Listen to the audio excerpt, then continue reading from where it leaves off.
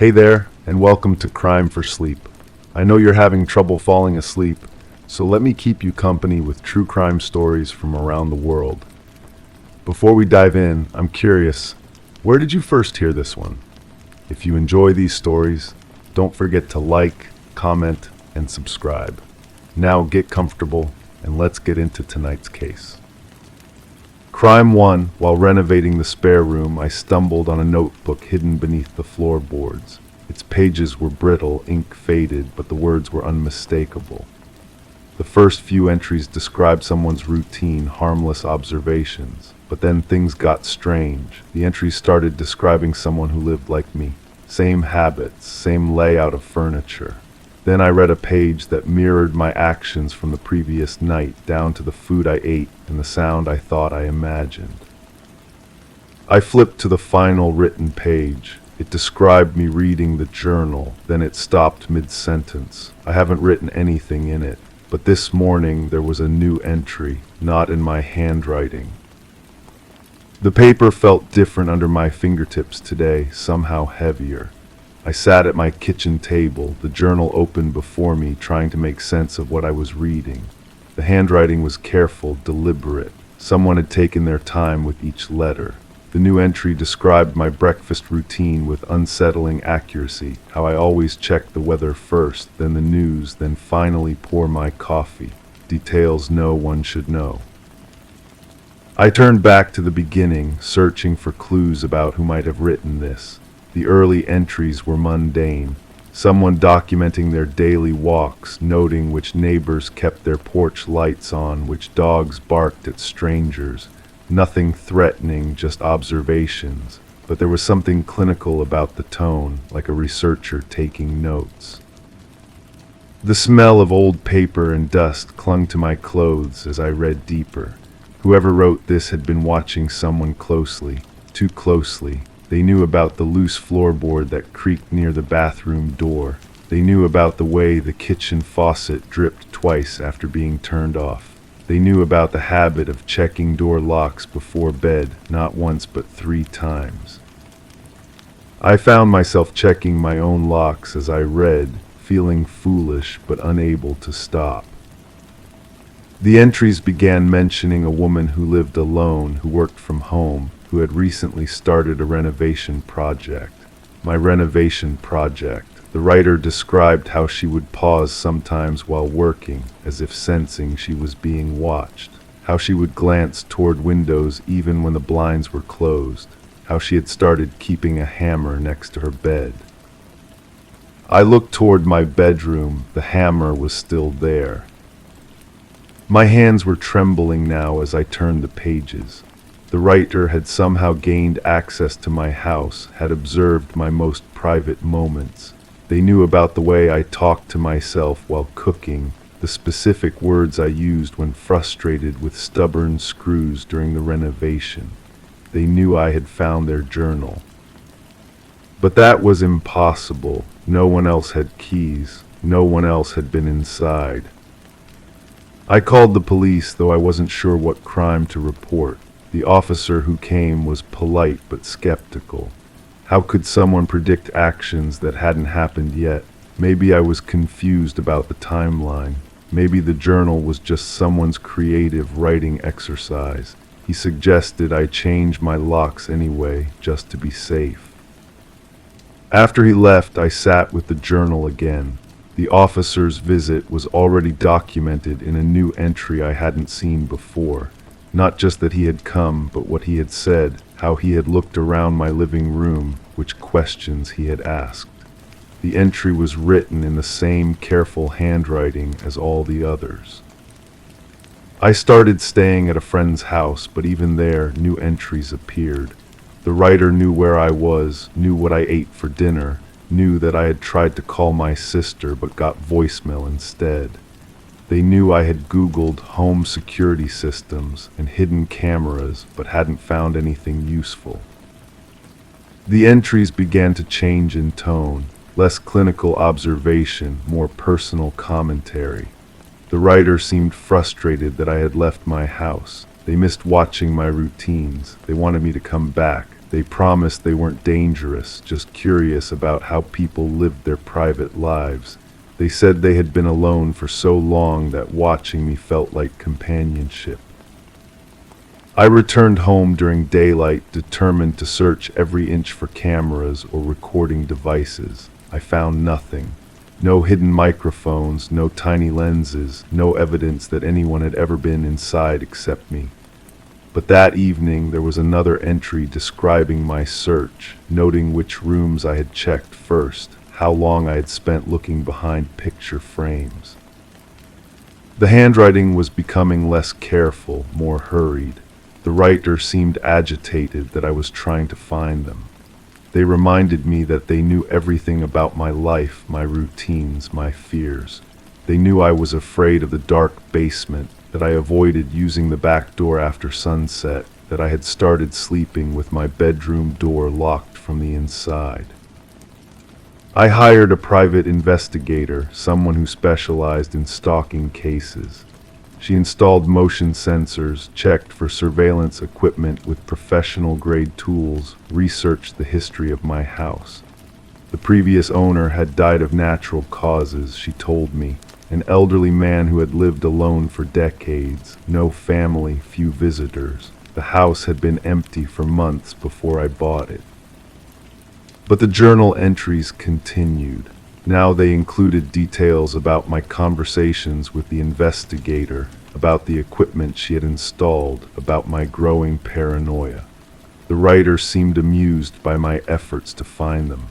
They pointed out that they had been documenting my life long before I found the journal, suggesting that perhaps I should check how many entries there really were.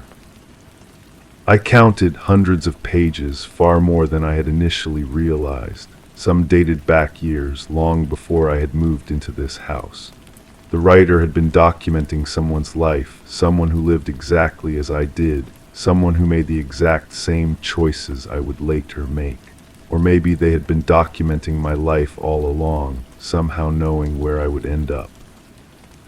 The investigator found no evidence of illegal entry, no fingerprints except mine, no DNA traces that didn't belong to me. She suggested I might want to speak with someone about stress and anxiety. Living alone could play tricks on the mind, she said.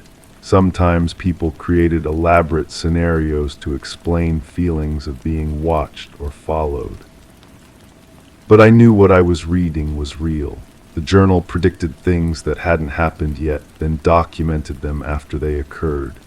It knew I would spill coffee on my shirt today before I had even poured the cup. It knew I would receive a package that I hadn't ordered. It knew I would find myself writing in the journal myself, adding my own entries in my own handwriting, though I had no memory of doing so. I read my own words describing my confusion, my fear, my growing certainty that I was losing my ability to distinguish between what I had done and what I had been predicted to do. My handwriting was becoming more like the original writers, careful and deliberate, as if I were documenting someone else's life rather than living my own. The final entry in my handwriting was incomplete, stopping mid-sentence just as the original writers had. But this morning there was a new page, not in my handwriting, not in the original writers either. Someone else had found the journal. Someone else was reading about their own life being documented by people they had never met. Someone else was discovering that they had been writing entries they didn't remember, predicting actions they hadn't yet taken. The cycle was continuing. The journal was still hidden beneath the floorboards, waiting for the next person to find it during their renovation project, waiting to document their growing confusion and fear, waiting to predict their actions before they took them. I moved out last week, but I left the journal where I found it. Someone else will discover it soon. The entries have already begun again, describing someone new, someone who lives alone, someone who has recently started a renovation project in the spare room. Crime 2, it started with the fern in the hallway. Every time I passed it, the soil looked freshly disturbed. I blamed my cat until I realized the fern moved slightly when I whispered near it, so I tested the others, all of them. Every plant in my home bent ever so gently in my direction whenever I spoke. Then I noticed the growth patterns, vines stretching toward vents, leaves curling toward the light switch. I started speaking in code just to see what they'd do. That's when I found a small device buried in the potting soil. Not a tracker, a microphone, and a receiver. I don't know who's listening, but the plants keep growing toward me like they're waiting for a command. The discovery changed everything about my routine. I stopped watering them with the same casual indifference. Each morning I'd examine the leaves for new positioning, checking if they'd shifted during the night. The spider plant in my bedroom seemed particularly active, its trailing stems now reaching toward my bedside table where I kept my phone. I began to wonder how long they'd been listening, how many conversations they'd captured, how many secrets they knew. I started investigating the previous tenant, a woman who left abruptly according to my landlord. He mentioned she'd been paranoid, claiming someone was watching her. I dismissed it as mental instability. Now I wasn't so sure. In the basement storage unit, I found boxes she'd left behind. Inside, gardening supplies and something else, detailed sketches of surveillance equipment, hand-drawn diagrams showing how to hide recording devices in soil. Notes about optimal plant placement for audio capture. Her handwriting was meticulous, almost obsessive. The deeper I dug into her belongings, the more disturbed I became. There were photographs of my apartment taken from different angles, marking the best locations for acoustic surveillance. She'd mapped out every corner, every conversation spot, but these weren't the actions of someone being watched. These were the plans of someone doing the watching. I realized she hadn't been the victim. She'd been the one planting the devices. But why? Who was she working for? I found a receipt for industrial-grade recording equipment purchased just before she moved in. The amount was staggering, far beyond what any individual could afford. This was organized, funded, professional. I began examining my own life, searching for reasons someone might want to monitor me. My job was mundane, my relationships unremarkable, my routine predictable. Yet someone had invested considerable resources to listen to my most private moments. The plants continued their subtle choreography, adjusting their positions as I moved through the apartment. I tested them systematically, speaking different words in different rooms, watching their responses. They weren't just randomly growing toward sound. They were following specific patterns, as if programmed to react to certain triggers. The monstera in my living room would perk up whenever I mentioned work. The peace lily in my kitchen responded to financial conversations. Each plant seemed assigned to monitor different aspects of my life. I decided to trace the receivers. The devices were sophisticated, requiring a nearby collection point. I spent days walking the neighborhood, carrying a radio frequency detector I'd borrowed from a friend in electronics. The signal led me to a van parked 3 blocks away. Through the tinted windows, I could see banks of recording equipment. But when I returned the next morning with proof, the van was gone. In its place, fresh tire marks and the lingering smell of burned electronics. That's when I noticed the pattern in my neighbor's behavior. Small things. The woman across the hall who always seemed to know when I'd received packages. The man downstairs who mentioned conversations I was certain I'd only had in private. They weren't just neighbors, they were listeners. The surveillance network extended beyond my apartment, threading through the entire building like roots through soil. I confronted the landlord, demanding answers about the previous tenant and the surveillance operation. His reaction told me everything. The nervous laugh, the way his eyes darted toward my windows. He knew, he'd always known. The rent was below market rate for a reason. The apartment came with a hidden cost, privacy. Every tenant was monitored, recorded, cataloged. But for what purpose? Who was collecting this information? What were they learning from our mundane daily lives? The investigation consumed me. I documented everything: plant movements, neighbor behaviors, suspicious vehicles. The evidence painted a picture of systematic surveillance, but the motivation remained unclear. Were we test subjects, information sources, blackmail targets? The more I uncovered, the more questions emerged. Each answer led to deeper mysteries, more disturbing possibilities. Then I found the real shocker. Hidden in the basement, behind a false wall, was a room filled with files, hundreds of them, each marked with an apartment number and tenant name. Mine was there, thick with transcripts of conversations I'd thought were private, but so were files for tenants from years past, decades of surveillance, generations of listening. This wasn't a recent operation, it was an institution. The files revealed the scope of the program: financial data harvested from overheard phone calls, relationship details extracted from private conversations, business plans stolen from home offices. The information was being sold to competitors, divorce lawyers, insurance companies. Our privacy had become a commodity, traded in markets we never knew existed. The plants were just the latest innovation in a surveillance economy built on stolen intimacy.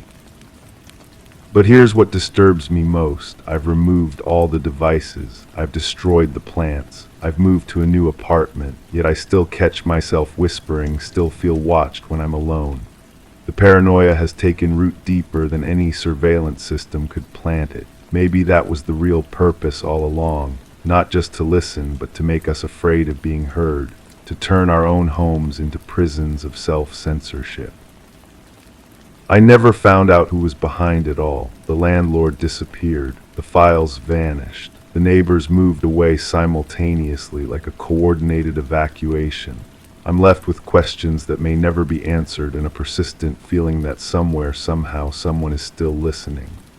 The plants may be gone, but the seeds of doubt they planted continue to grow, reaching toward every conversation, every whispered secret, every moment I thought was mine alone. Crime 3. When I returned from a short trip, I found my bedroom rearranged. Not redecorated, rebuilt. Furniture had been moved. Paintings I never bought hung on the walls. Even the closet door opened the wrong way. I called the landlord. He claimed no maintenance had been scheduled, but the doorknob was different. The mattress had a strange indentation. Someone had been sleeping in it. I checked the outlets. 2 were swapped for fake ones. Hidden recorders were inside. Whoever rebuilt my room had been here longer than I knew, and they weren't just observing, they were impersonating me. The smell hit me first when I pushed open the door that evening. Not quite perfume, not quite cleaning products, something synthetic and cloying that made my throat tighten. I stood in the doorway, keys still in my hand, trying to process what I was seeing. My dresser had been moved 6 inches to the left. The mirror above it reflected a slightly different angle of the room. Small changes, but when you live alone, you notice everything. I dropped my bag and walked to the bed. The sheets were the same pale blue I'd left them, but they were tucked differently. Hospital corners instead of my usual haphazard method. I pressed my palm against the mattress where I normally slept, cold. But there was that indentation on the other side, a body-shaped depression that hadn't been there before. The pillow still held the faint outline of someone's head. My hands were shaking as I opened the closet. The door swung to the right instead of left. I stood there, pulling it back and forth, listening to the hinges creak in a different pitch than I remembered. Inside, my clothes hung in perfect intervals. Someone had organized them by color, something I'd never done. A few items were missing: my red sweater, a pair of jeans I'd worn the week before leaving. In their place hung clothes I didn't recognize, a black dress in my size. A jacket with unfamiliar stains on the cuffs. I called the landlord from the kitchen, my voice steady despite the tremor in my chest. He sounded genuinely confused when I described the changes. No work orders, he insisted. No one had keys except emergency maintenance, and they kept logs of every entry. He offered to come over, but something in his tone made me decline. too eager maybe, or maybe I was already starting to question everyone. The next morning I examined every inch of the room with the focus of someone conducting an autopsy. The electrical outlets were wrong. Two of them sat slightly proud of the wall as if they'd been installed recently. When I unscrewed the face plates, I found them tiny recording devices, no bigger than buttons, connected to wires that disappeared into the wall cavity. Someone had been listening to my sleep, my private phone calls, the quiet sounds of my solitary life. I left them in place. If I removed them, whoever was watching would know I'd discovered their surveillance. Instead, I began my own investigation. I started with the paintings on the walls, 3 watercolors of suburban houses that I'd never seen before. The frames were expensive, heavier than they looked. Behind one, I found a receipt dated 2 weeks ago. It was paid for with a credit card that shared my name but had numbers I didn't recognize. The bank was my next stop. The representative, a woman with kind eyes and concerned frown, pulled up my account history on her screen.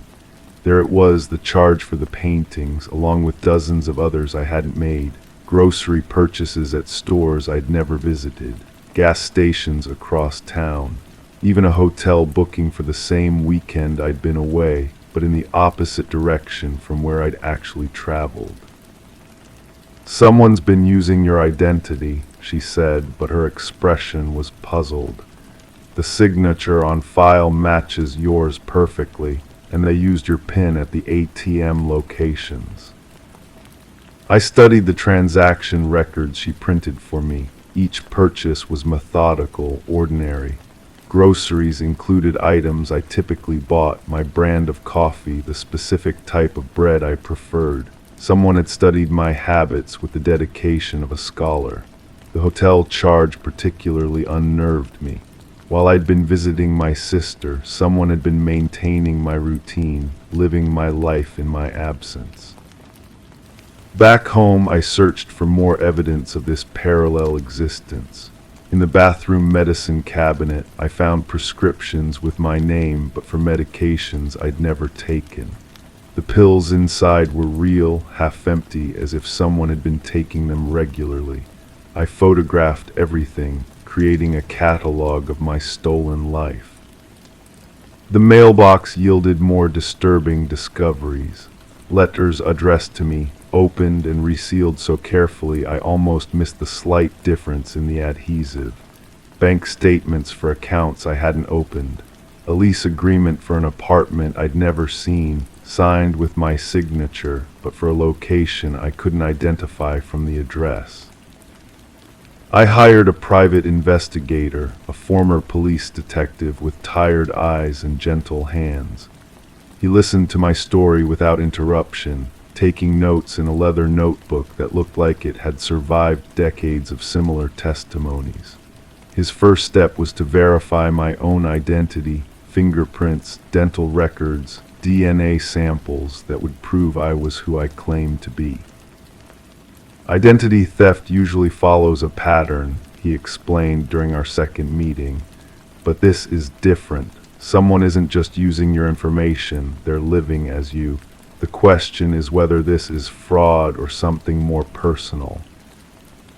We installed cameras in my apartment, hidden devices that would record any intrusions. For 2 weeks, nothing happened. Then one evening while I was at work, the cameras captured her. A woman who looked exactly like me, using my key to enter the apartment. She moved through the space with the confidence of someone coming home. She checked the mail, adjusted the furniture back to her preferred positions, and even changed the sheets on the bed. The most disturbing part was watching her sort through my personal items with the casual familiarity of someone organizing her own belongings. She held up photographs of my family, studying faces she'd never met but seemed to recognize. She read through my journal, nodding at passages as if she agreed with thoughts she hadn't written. When I confronted the investigator with this footage, his expression grew grave. "We need to involve the police," he said. "This goes beyond identity theft. Someone has been systematically replacing your life. But the police were skeptical. The woman in the video looked so much like me that even I had to study it carefully to identify the subtle differences. The way she held her left shoulder slightly higher, the fact that she wore my clothes differently than I would. Without clear evidence of criminal intent, they suggested I change my locks and consider it a civil matter. I changed the locks, installed deadbolts, even had the windows fitted with security film. None of it mattered. She kept getting in. The cameras would capture her arrival, but never her method of entry. She simply appeared in my apartment as if she materialized from the walls themselves. The breakthrough came when I decided to follow one of the addresses from the mysterious bank statements. The apartment building was across town, in a neighborhood I rarely visited. The doorman recognized me immediately, greeting me by name and asking about my trip. When I claimed not to live there, his confusion was genuine. He showed me to an apartment that was decorated exactly like mine, down to the placement of coffee mugs in the kitchen cabinet. "You moved in 6 months ago," he insisted. "Paid the deposit in cash, said you worked unusual shifts and might come and go at odd times." In this duplicate apartment, I found photo albums filled with pictures of my life, but with her in them instead of me. Family gatherings where she stood in my place, vacation photos from trips I'd taken, but with her face replacing mine in every shot. The digital manipulation was flawless, as if she'd erased me from my own memories and inserted herself. The final revelation came when I discovered her journal, hidden beneath the mattress in the duplicate apartment. Her handwriting was identical to mine, but the thoughts were foreign, disturbing. She wrote about watching me, studying my movements, practicing my expressions in the mirror. She described the feeling of sleeping in my bed, wearing my clothes, becoming me in increments until the transformation was complete. But the last entry chilled me more than anything else I'd found. She's starting to notice the changes. Soon, I'll have to decide which one of us gets to keep this life. I've been her longer than she has. I sit in my apartment now, surrounded by cameras and locks that don't seem to matter. Every morning I check the mirror, searching for signs that I'm still myself. Sometimes I find small differences, a freckle I don't remember, a scar that seems newer than it should be. I've stopped trusting my own memories because I can no longer be certain which experiences belong to me and which were lived by someone wearing my face. The police have classified this as an ongoing investigation, but I know they don't believe the scope of what's happening. How do you explain to someone that your entire existence has been duplicated, that somewhere in this city, another version of you is living your life more convincingly than you are? I've considered moving, disappearing, starting over somewhere else. But I'm no longer certain that the person who would arrive in that new place would actually be me, or if she's already waiting there, having anticipated my escape and prepared a new life for us to share. The woman in my mirror smiles back at me, but I'm not sure I'm the one making that expression. And tonight, when I go to sleep, I'll wonder if I'll be the one who wakes up tomorrow, or if she'll open my eyes and continue living the life she's built in the space between my identity and hers. Crime 4, there's a specific board near the kitchen that creaks when stepped on. It's always creaked, but recently the sound changed, not louder longer, and it echoed differently, as if mimicking footsteps from somewhere else. I tested it dozens of times. Eventually I stopped stepping on it, but I still heard it creak. At night, when no one else should have been walking, I placed a cup of water on top. It rippled. That board isn't reacting to me. It's responding to someone, something beneath it, something that knows when I'm listening. The house had been vacant for months before I moved in. The previous tenant left suddenly, according to the landlord. Personal emergency, he said. but the way he avoided eye contact when explaining the hasty departure made me wonder what kind of emergency leaves behind a full wardrobe, family photos still in frames, and a refrigerator stocked with fresh groceries. I found the first letter wedged between the loose floorboard and the wall. The handwriting was careful, deliberate. I know you're watching me through the floor. I can hear you breathing down there. Stop following my footsteps. It wasn't addressed to anyone specific, just folded paper with words that made my skin crawl. The second letter appeared a week later in the same spot. You moved my things again, the coffee cup, the book. I left them exactly where I wanted them. Stop touching my belongings. The ink was darker this time, pressed harder into the paper. Someone had been angry when they wrote it. I contacted the landlord about the letters. His response was immediate and dismissive. The previous tenant had been dealing with stress, he explained. Probably wrote them during a difficult period and forgot about them. But his voice carried that same evasive quality I'd noticed during our first meeting. The neighbors were more forthcoming. The woman next door remembered strange sounds coming from the house during the final weeks before it went empty. Not furniture being moved or normal packing sounds, rhythmic tapping, always from below. She'd assumed it was renovation work, but no contractors ever appeared. I started paying attention to the sounds in my own routine. The creaking board near the kitchen wasn't the only one responding strangely. There was a pattern developing. Footsteps above would trigger sounds below, but the timing was off. The echo came first, then my actual step would follow, as if something underneath was anticipating my movements. The basement door had been painted over multiple times. Fresh coats of white paint covered older layers, but the door handle showed where patterns that suggested frequent use. When I finally managed to open it, the smell hit me immediately. Not decay or mold, something sweet and chemical, like cleaning products mixed with something organic.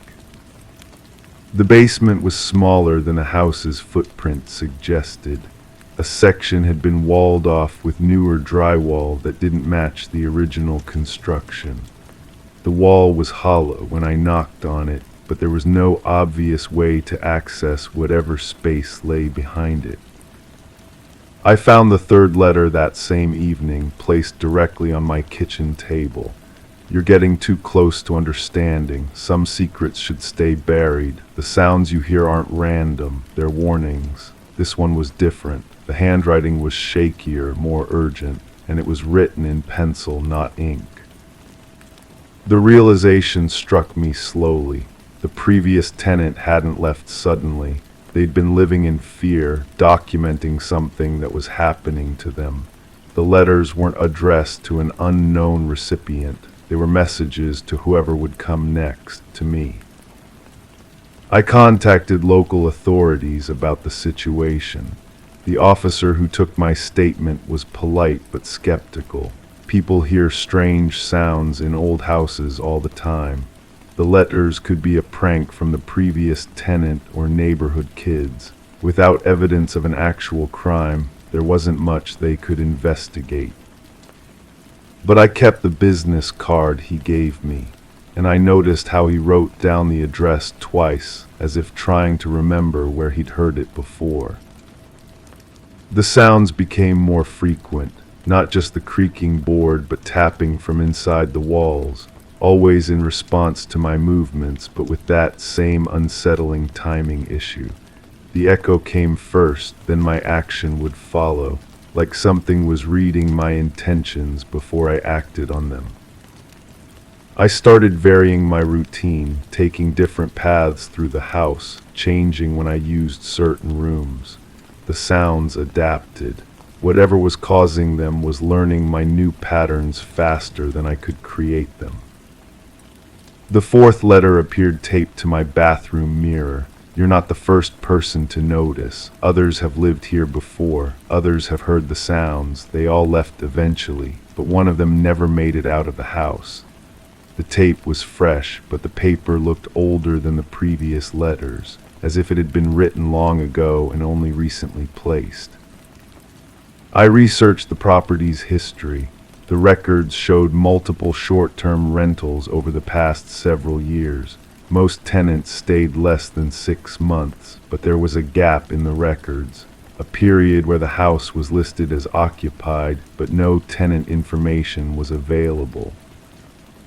The basement wall was keeping me awake. I knew there was space behind it, and I knew that space was connected to the sounds I was hearing. But breaking through would mean destroying property that wasn't mine, and potentially discovering something I wasn't prepared to handle. I decided to document everything instead, every sound, every letter, every strange occurrence. If something happened to me, at least there would be a record, evidence for whoever came next.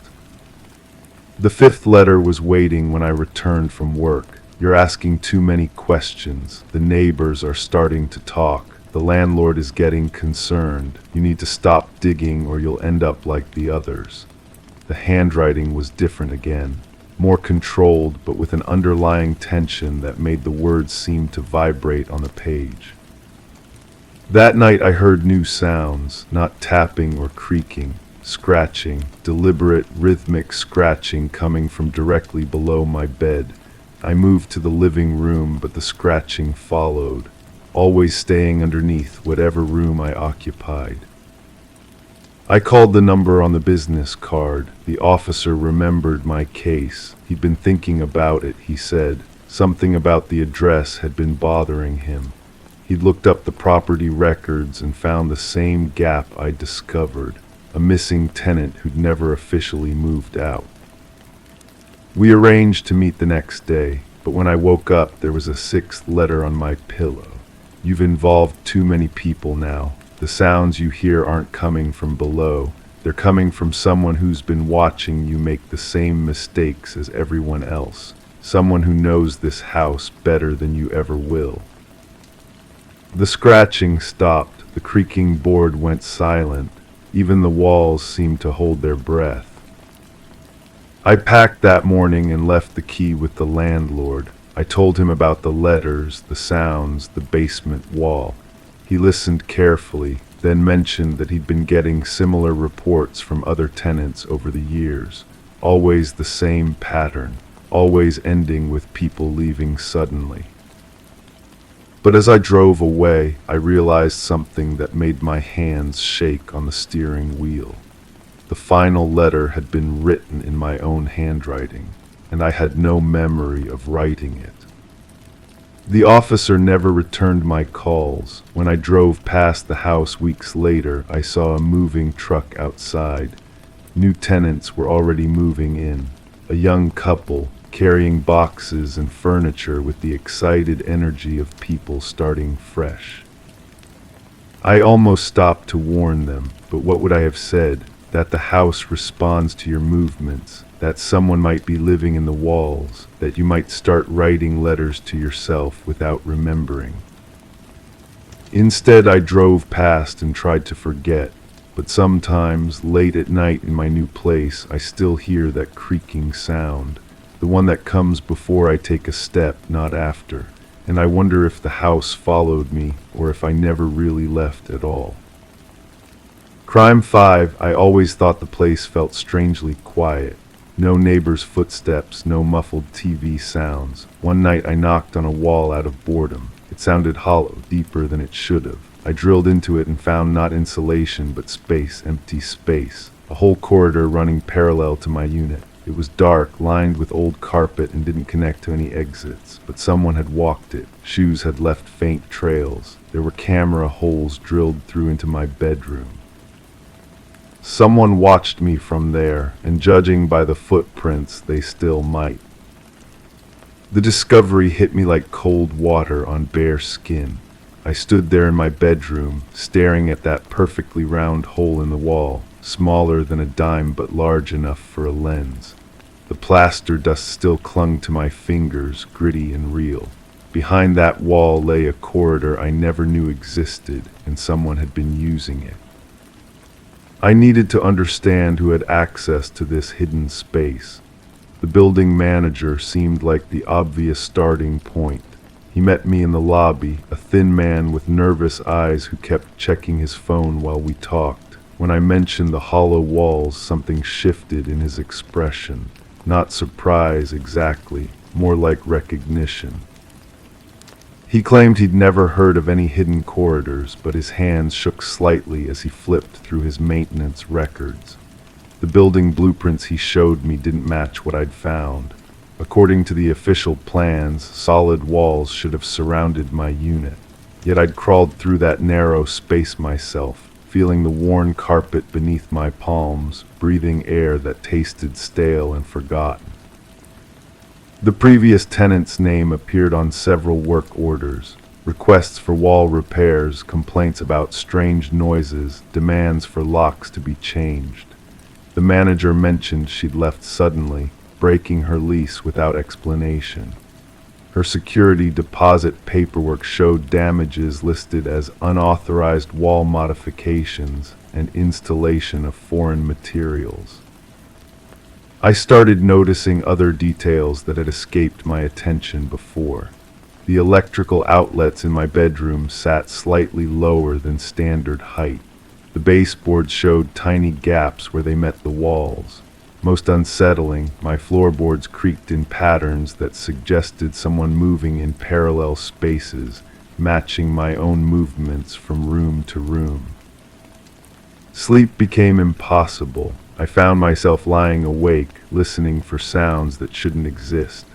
The building's heating system produced normal mechanical hums, but underneath those familiar noises I could detect something else. Soft rustling, occasional footsteps that didn't correspond to anyone walking in the hallways outside my door. During daylight, I examined the camera holes more carefully. They'd been drilled with precision, angled to capture specific areas of my bedroom and living space. The drill work looked professional, not the crude attempt of an amateur. Someone had planned this carefully, taken measurements, chosen optimal viewing positions. The building's rental history revealed a pattern I hadn't expected. Several tenants in my unit had broken their leases early over the past few years. Each had cited vague complaints about privacy concerns or feeling watched. The rental office had dismissed these as neurotic behavior from city dwellers adjusting to apartment living. I contacted one of the former tenants through social media. She agreed to meet me at a coffee shop several blocks away from the building.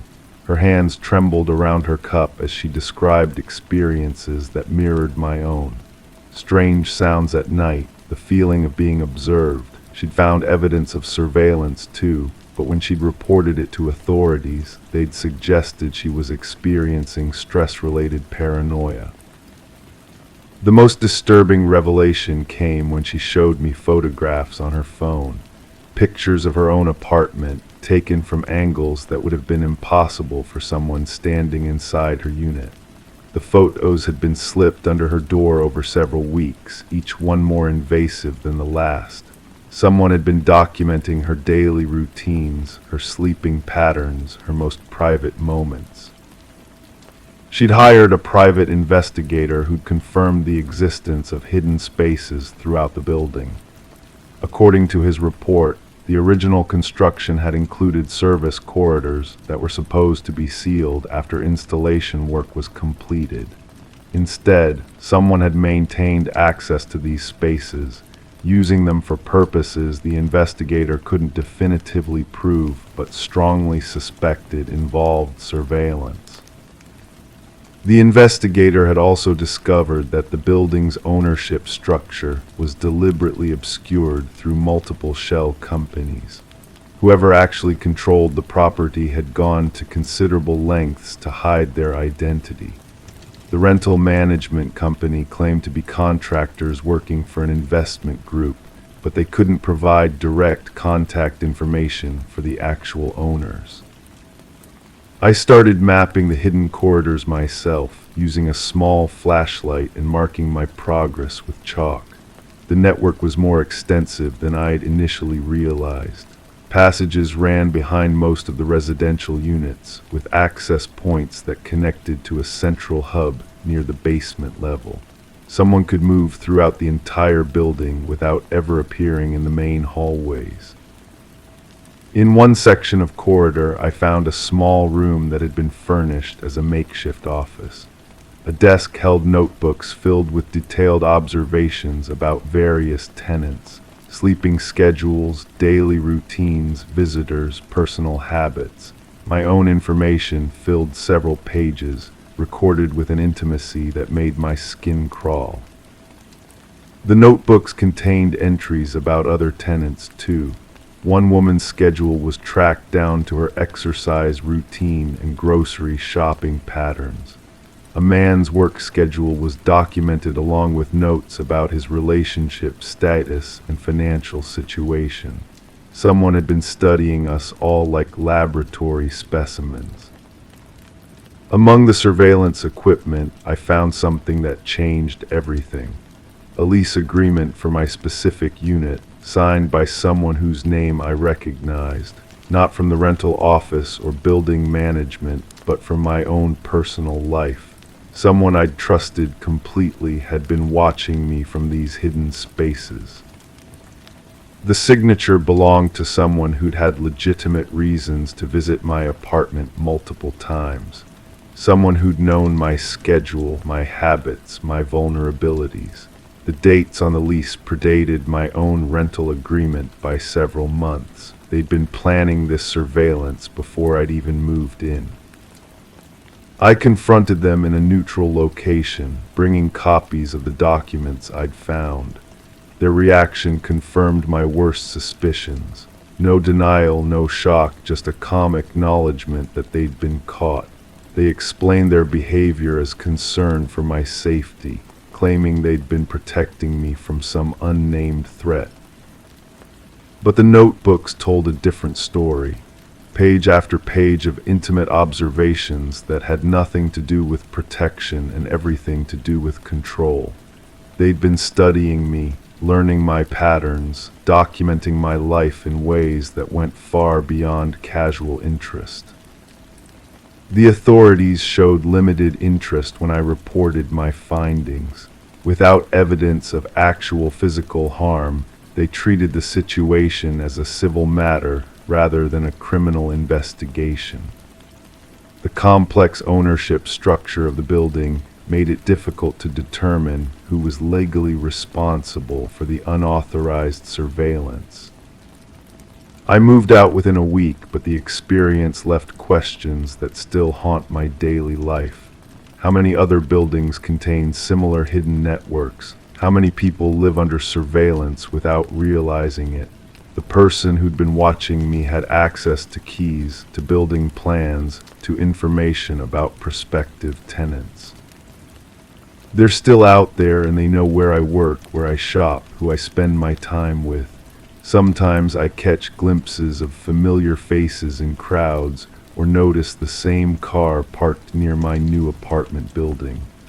The surveillance might have changed locations, but I doubt it's actually stopped. The most unsettling realization is how easily privacy can be violated by someone with patience and access.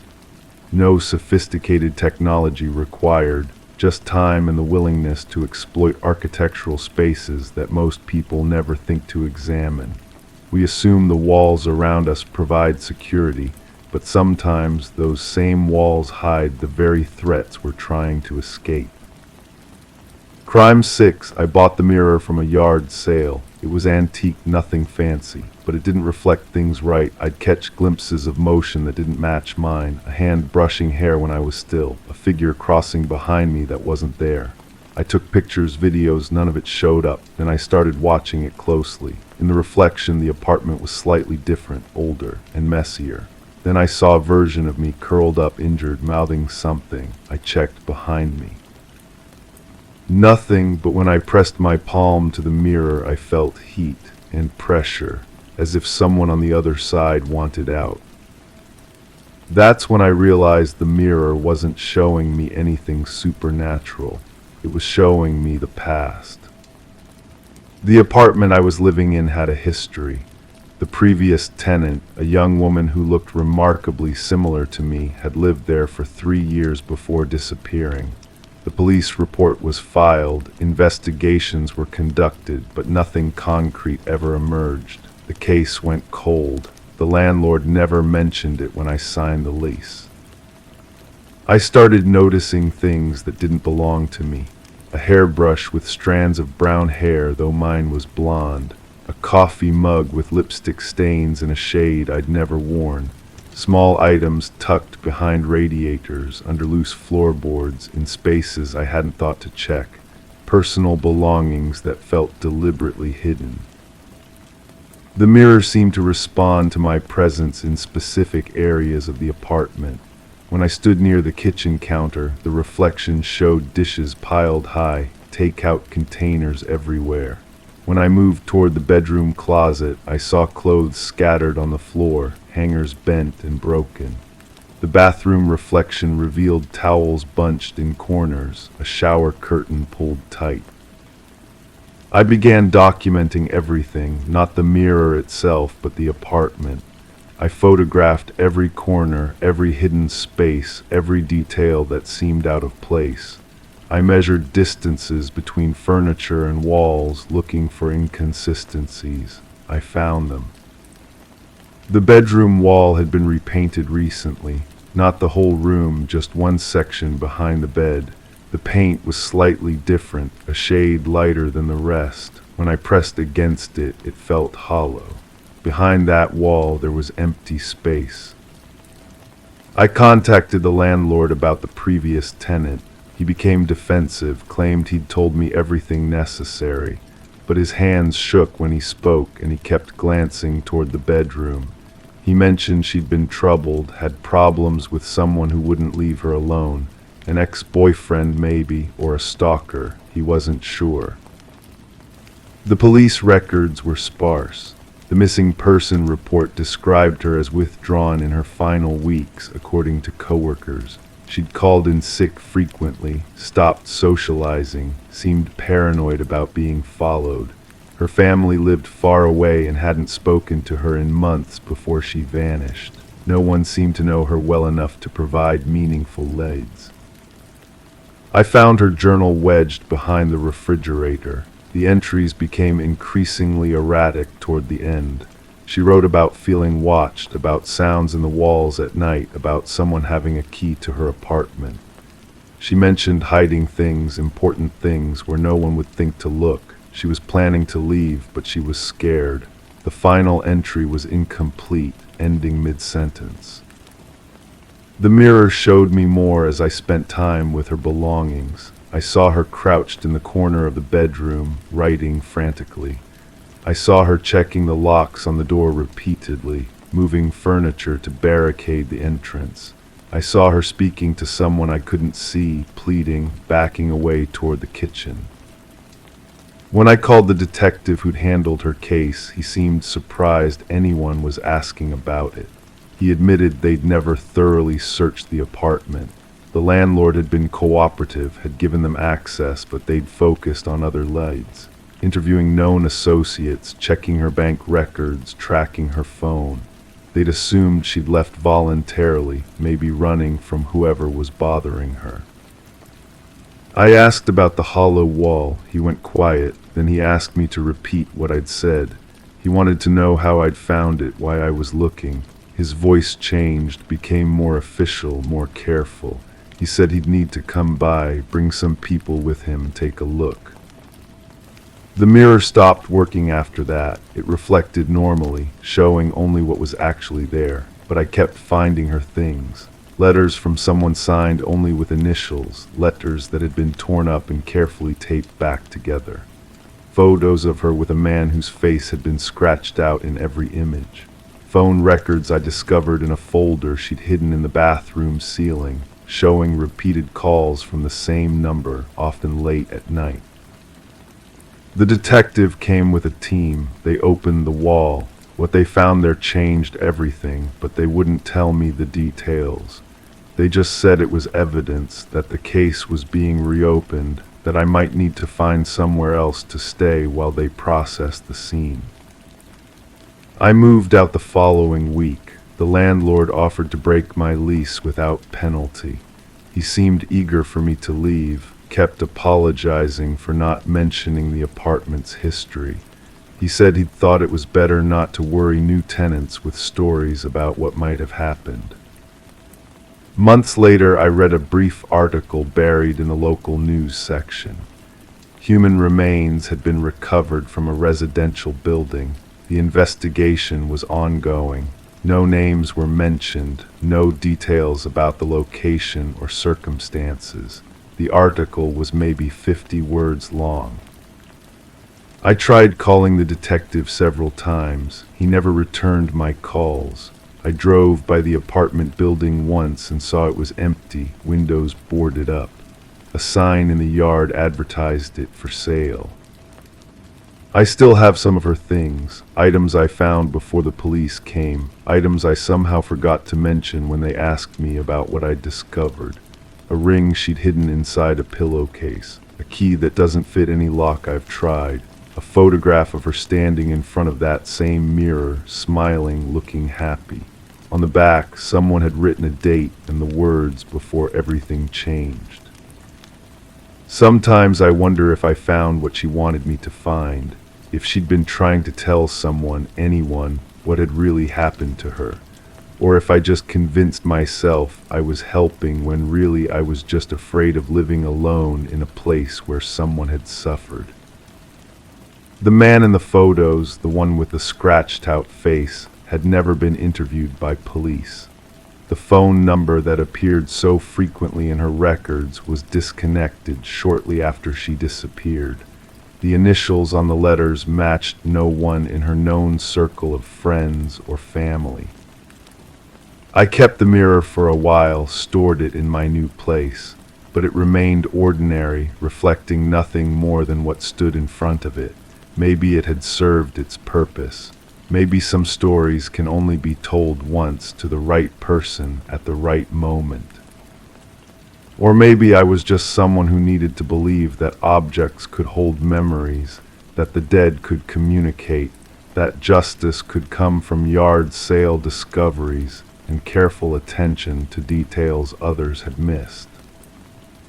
The case remains open as far as I know. But I've learned that open doesn't always mean active, and active doesn't always mean answers. Sometimes the best you can do is make sure someone's story gets told, even if you never learn how it really ends. Crime 7, the fan in my bedroom always clicked at the highest setting.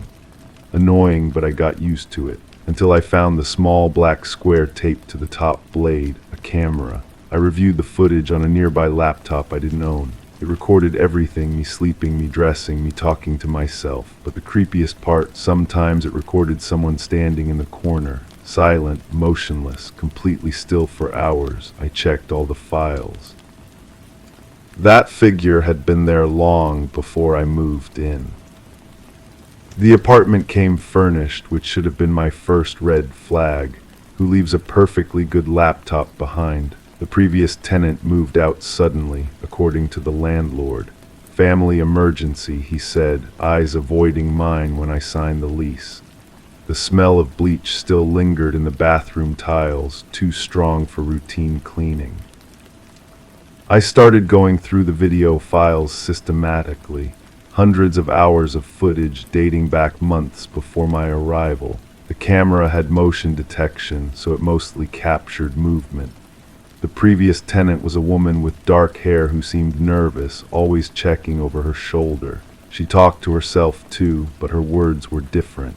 Urgent whispers I couldn't make out, hands gesturing at empty spaces.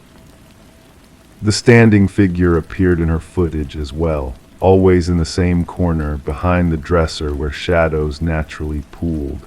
At first I thought it was a trick of light, maybe clothes hung on a hook.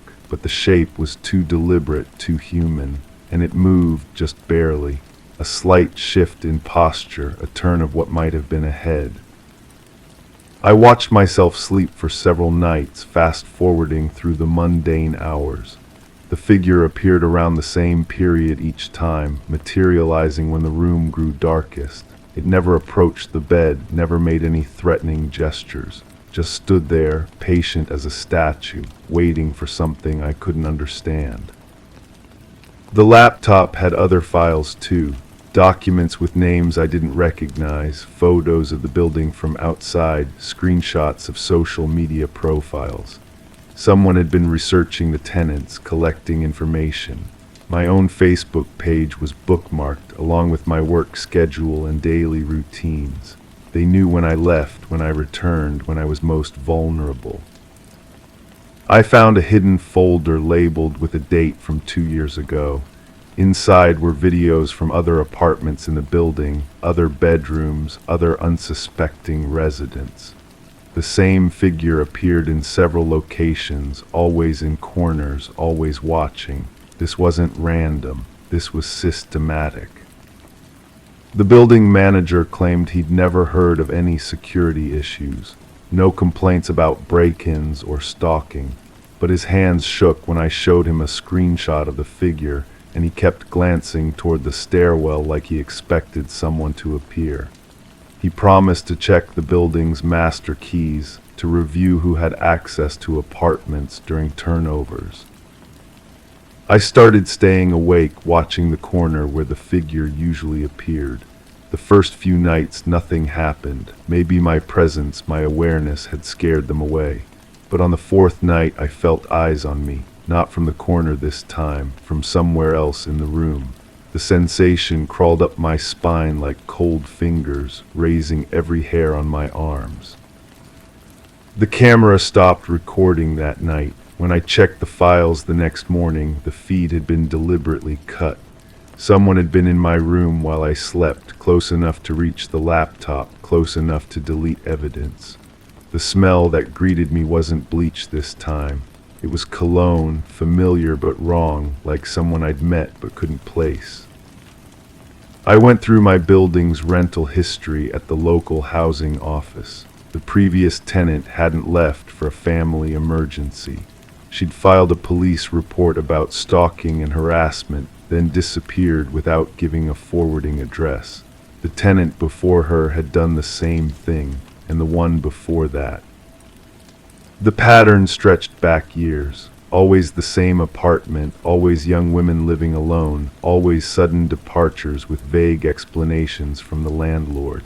I pulled the police reports, but they were frustratingly thin. Complaints about feeling watched, strange sounds, items moved in their absence. Nothing concrete enough for law enforcement to pursue. But there was one name that appeared in every report as a witness or person of interest. The building maintenance worker, someone with access to every unit, someone who could install cameras and retrieve them before investigations began. Someone who knew exactly when apartments would be vacant and when new tenants would arrive. I confronted the landlord with the pattern, the reports, the evidence. His face went pale, then hard. He claimed he'd fired that maintenance worker months ago after suspicions arose. But he couldn't provide termination paperwork, couldn't remember the exact date, couldn't explain who had been handling repairs since then. The camera in my ceiling fan was gone when I returned home. The laptop had vanished too, along with all the evidence I'd collected, but the feeling of being watched remained, stronger than ever. I started sleeping with lights on, curtains drawn, checking corners obsessively. The building manager avoided my calls. The police treated my complaints like paranoid delusions from someone who'd watched too many movies. Without physical evidence, without concrete proof of wrongdoing, there was nothing they could do. The pattern would continue, they suggested, only if I let it. But some patterns can't be broken by simply knowing they exist. Some watchers don't disappear when you shine light in their corners. Some secrets burrow so deep into the foundation of a place that removing them would bring the whole structure down. I still live in that apartment. The rent is too cheap to leave, and finding a new place takes time I don't have. The fan still clicks when it runs, but now I know why. There's something loose in the mechanism, something that wasn't there when I moved in. Something small and black and patient, waiting for me to stop checking, to stop caring, to accept that being watched is just another cost of living. Sometimes I catch myself talking to the corners the way the previous tenant did. Urgent whispers to shadows that might be listening, promises that I'll figure it out, threats that ring hollow in the empty room. But the figure never responds, never moves, never gives me the confrontation I'm secretly hoping for. Because the truth I can't admit, even to myself, is that I'm not sure I want it to stop. The attention, the mystery, the sense that my life matters enough for someone to document every moment. Maybe that's what happened to all the others. Maybe they didn't leave because they were scared.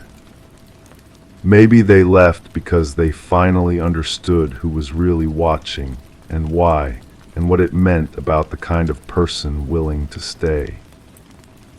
Crime 8, I live across from someone whose door I've never seen open. No lights, no footsteps, but every few days packages arrive, always small boxes. I knocked once and the package vanished within an hour, no sound, just gone. I installed a motion sensor outside, it never triggered, but the deliveries kept disappearing. One day I waited in the hall with my phone ready. The box vanished, but not by human hand. It slid inward like the door had melted. I reported it. A week later, my own deliveries started arriving opened. Nothing missing, but something added. A note written in handwriting that looked exactly like mine. The handwriting was unsettling in its precision. Each letter curved exactly as mine did when I wrote shopping lists or signed documents. The paper felt familiar too, the same texture as the notepad I kept by my phone. But I had never written those words, "Stop watching, you won't like what you find." I compared it to my own writing samples. The slant matched, the pressure points were identical. Even the way I formed my lowercase g with that peculiar loop was there. My hands shook as I held the note up to the light, searching for some explanation that would make sense. The apartment management office had no record of anyone living across from me. The lease showed the unit as vacant, had been for months. When I pressed them about the packages, the woman behind the desk looked at me with that particular expression reserved for troublesome tenants. She pulled up delivery logs on her computer. According to their system, no packages had ever been delivered to that address.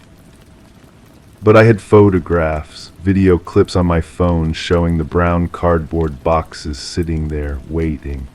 When I showed them to her, she leaned forward, squinting at the screen. The hallway was there. My door was visible, but where the packages should have been, there was only empty carpet. That evening, I sat in my living room with the lights off, watching through my peephole. The hallway remained still, but around what felt like the middle of the night, I heard it. A soft scraping sound, like cardboard being dragged across carpet. I pressed my eye to the peephole and saw nothing. The sound stopped. I opened my door. The hallway was empty, but there was something different about the air. It felt thicker somehow, carrying a scent I couldn't place.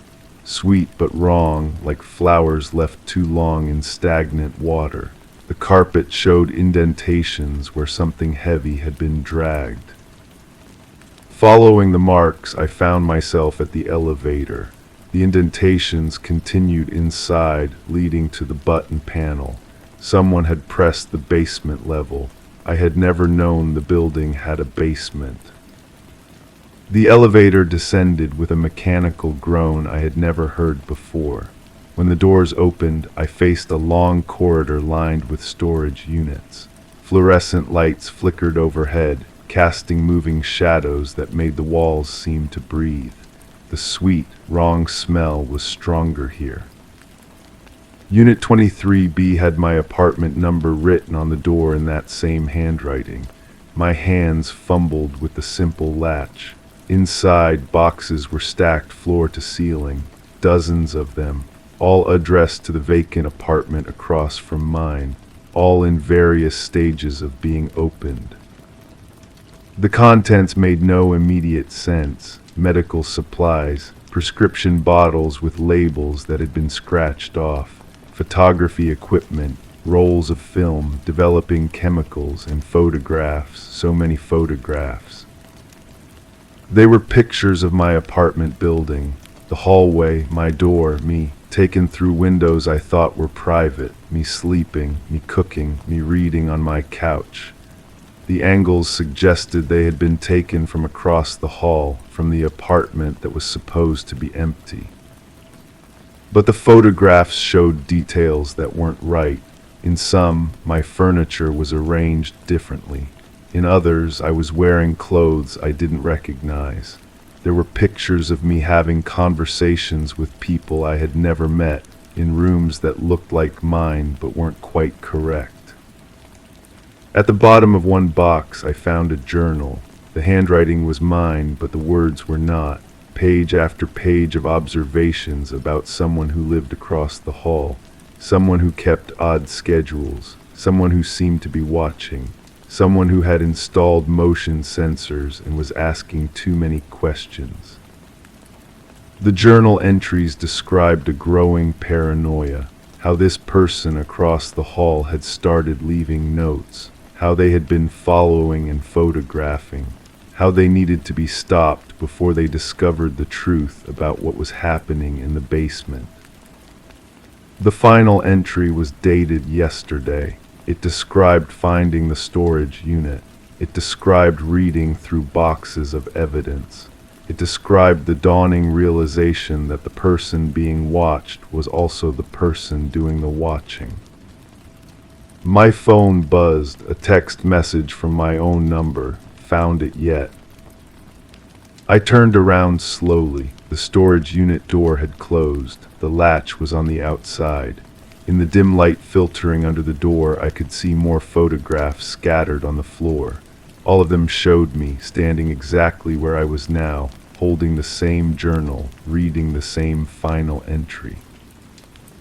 There was a soft scraping sound from the corridor, like cardboard being dragged across concrete, getting closer. I tried the door, it wouldn't budge. My phone showed no signal. The fluorescent light above flickered once more and went out. In the darkness, I could hear my own voice, muffled through the walls, talking to someone I couldn't see, planning, calculating, discussing what to do about the person who had gotten too close to the truth. The conversation sounded exactly like the ones I had been having with myself for weeks, trying to figure out what was happening across the hall. Except now I was listening from the other side. Crime 9, I found the spare key under the flower pot, the one I never placed there. I live alone, I never gave out extras. But there it was, same type, same wear. I changed the locks. Then it happened again, another key, hidden in a different spot. I checked the door frame, fresh scratches. Someone had tested the lock. I left a trap inside, a strip of paper on the door jamb.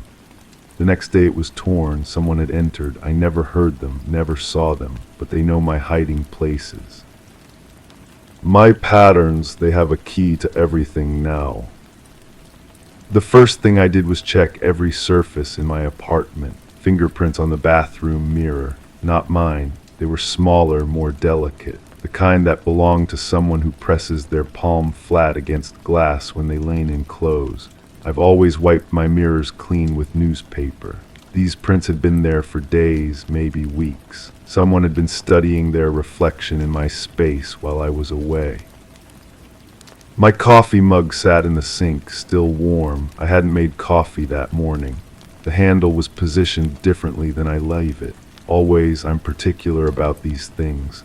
The person who used it knew exactly where I keep my coffee, how I like it prepared. They'd even washed it afterward, but not quite clean enough. A faint lipstick stain remained on the rim, a shade I don't own. I started documenting everything, every item that seemed displaced, every scent that didn't belong. The apartment smelled different in the bedroom, sweet, floral, like someone had been lying on my pillow for hours.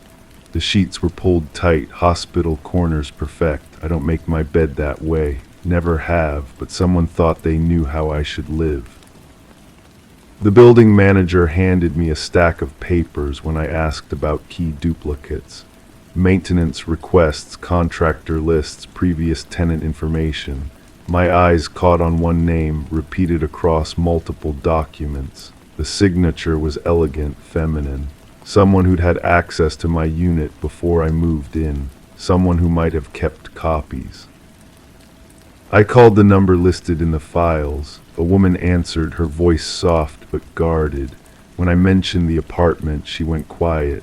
Then she said something that made my skin crawl. She knew about the flower pot. She knew about the scratches on the door frame. She'd been watching. We agreed to meet at a coffee shop downtown.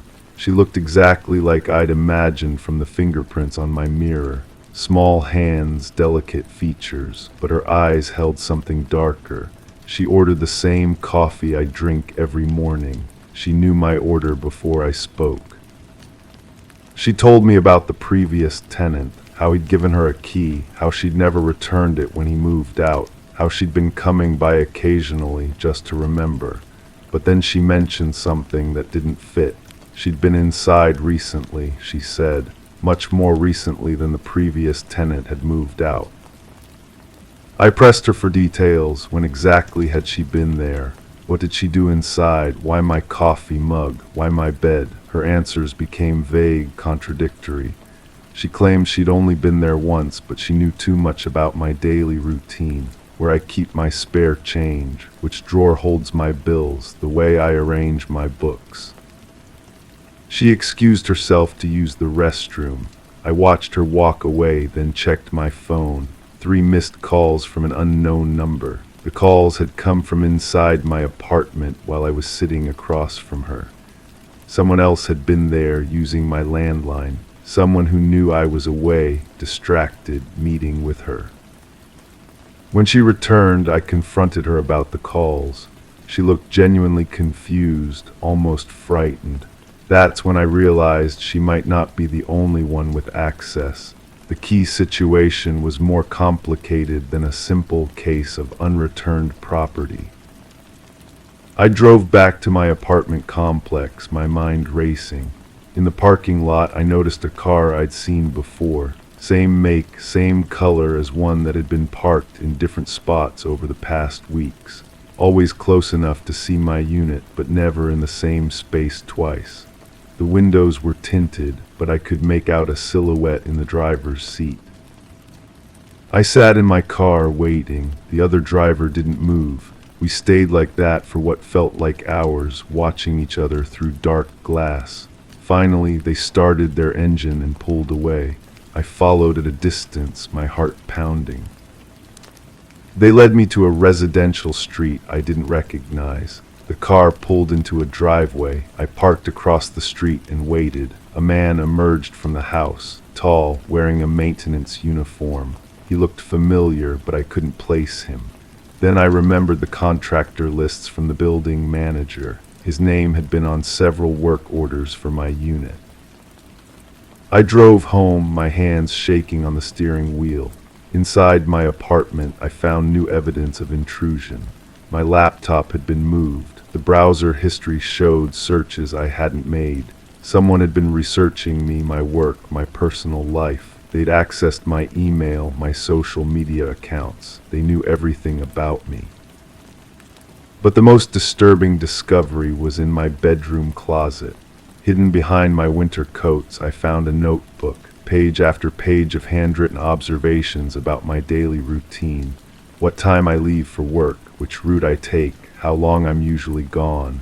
The handwriting was different from the woman's signature I'd seen in the building files. This belonged to someone else entirely. The notebook contained photos, pictures of me taken from a distance, at work, at the grocery store, walking to my car.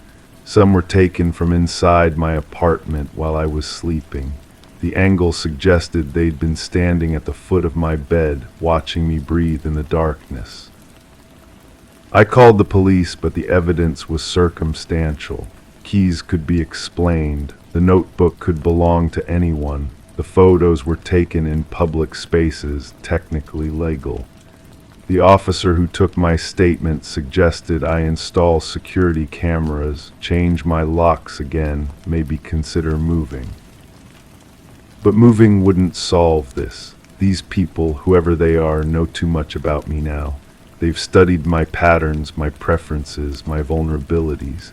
They've been inside my most private spaces, touching my belongings, breathing my air. They've made themselves part of my life without permission. The woman from the coffee shop called me again. She sounded different this time, urgent. She wanted to meet again, said she had something important to tell me. Something about the maintenance man, something about how long this had been going on. But when I arrived at the designated meeting place, she wasn't there. I waited for over an hour before giving up. On my way back to the car, I noticed fresh scratches on my door handle. Someone had been there while I was away, waiting for her. They'd used another key, entered my space again. This time they'd left something behind.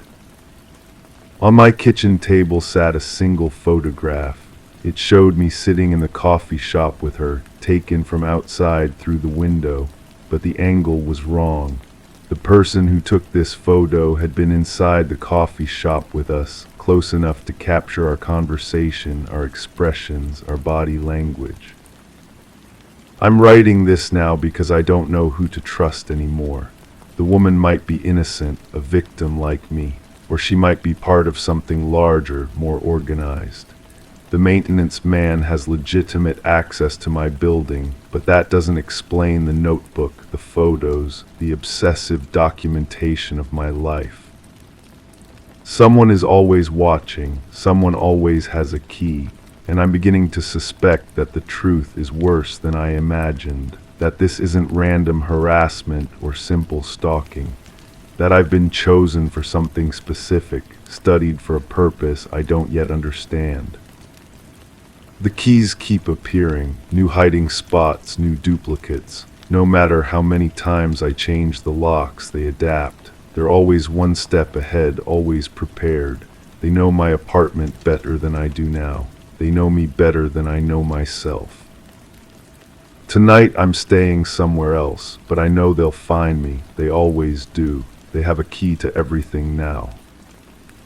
Story 10. The new homeowners believed it was a mere quirk, the crackling of the old intercom system late at night, a relic from another era, rewired but forgotten. Then one evening the husband, driven by curiosity, pressed the button. A whisper crackled through the speaker. "Why did you come back?" His hands trembled as he recoiled. His wife, standing behind him, softly uttered, "I never said that." The Victorian manor nestled among ancient oak trees, its weathered exterior concealing a modern interior renovated by Daniel and Meredith Parker, who had acquired the property at an unexpectedly fair price. The real estate agent had seemed uneasy during the walkthrough, hinting at more than met the eye. The vintage intercom system connecting all rooms had charmed the history-loving couple.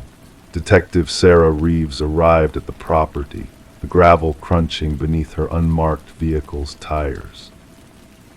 The call had mentioned a possible break-in, but the dispatcher's tone hinted at a deeper mystery. Daniel Parker, his pallor stark in the porch light, welcomed her. It all began with the intercom, he explained, leading Detective Reeves through the grand foyer. Static at first, then whispers, then full sentences. My wife thought I was imagining things until she heard it too. In the living room, Meredith sat rigid on an antique sofa, holding a steaming mug she didn't touch. "We found something behind the wall," she stated abruptly. Daniel wanted to expand the kitchen pantry, and when he tore down the drywall, her voice faltered. Behind the wall, wrapped in deteriorating plastic, they found a small leather-bound journal. Detective Reeves, wearing gloves, delicately turned its brittle pages. The elegant yet frantic handwriting belonged to Alina, the apparent previous owner, who suspected her husband Vincent of planning harm. The last entry was 30 years old, Daniel revealed. After that, silence. The previous owners said they bought it from an elderly man who moved to a retirement community. The investigation unveiled that Vincent and Alina Blackwood had indeed lived in the house. Records indicated Vincent sold the house soon after Alina allegedly left him, with no divorce, change of address, or financial activity in Alina's name post the final journal entry. Detective Reeves mobilized a team to thoroughly search the property. Beneath the concrete foundation of the garden shed, anomalies appeared on the ground-penetrating radar. As investigators broke through the aged concrete, the truth emerged: a woman's skeletal remains with signs of skull trauma. A gold wedding band with the inscription to Alina, "My eternal love," was found. The evidence mounted against Vincent Blackwood. Elderly and in a care facility, he comprehended the charges. His chilling response to the evidence unnerved even the seasoned detective. "She wouldn't stop talking," Vincent said calmly. "Always through that cursed intercom, questioning me. I disconnected it, but she rewired it herself, wanting to reach me from anywhere in the house." His vacant eyes met theirs. "I craved silence." Vincent confessed to fabricating Alina's departure story, sending forged postcards and living in the house for years, unaware he walked over his wife's resting place daily. The trial swiftly ended with Vincent pleading guilty to murder. The judge noted the premeditated nature of the crime and years of deceit. Daniel and Meredith sold the house, unable to stay after learning its dark past. Before departing, they held a memorial for Alina in the restored garden. The intercom was removed by the new owners during renovations. Workers reported hearing static and whispers, attributing it to their tools. Detective Reeves revisited the Blackwood case file before archiving it. As she closed the folder, she pondered how the house had unveiled its secret across time. Justice caught up with Vincent Blackwood due to Alina's determination to be heard. Local law enforcement dubbed it the house that answered back. Detective Reeves would pass by the property, slowing down, listening for whispers carried on the breeze. Story 11.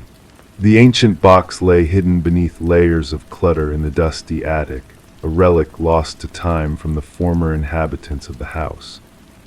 Among the forgotten contents were faded Polaroids capturing moments of joy and celebration, birthdays, family gatherings, simple snapshots of life, harmless, normal, until she stumbled upon the final photograph. In that eerie image, the familiar living room unfolded before her eyes, the couch, the curtains, all unchanged. Yet the family captured in the frame was not hers, and lurking in the shadows behind them, barely discernible in the dim light, stood a figure, a man, watching. Rebecca shivered as she scrutinized the photo, a sense of unease settling in her bones. Her fingertips quivered slightly, causing the edges of the Polaroid to tremble. The family in the picture, a woman with honey blonde locks, a man sporting thick glasses, and two children beamed at the camera, oblivious to the looming presence behind them. Their smiles frozen in time, unaware of the danger looming so close.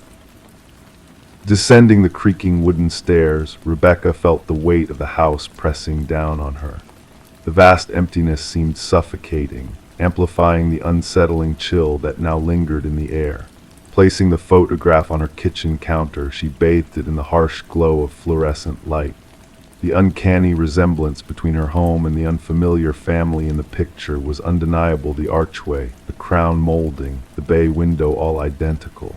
This was her sanctuary, but these faces were strangers.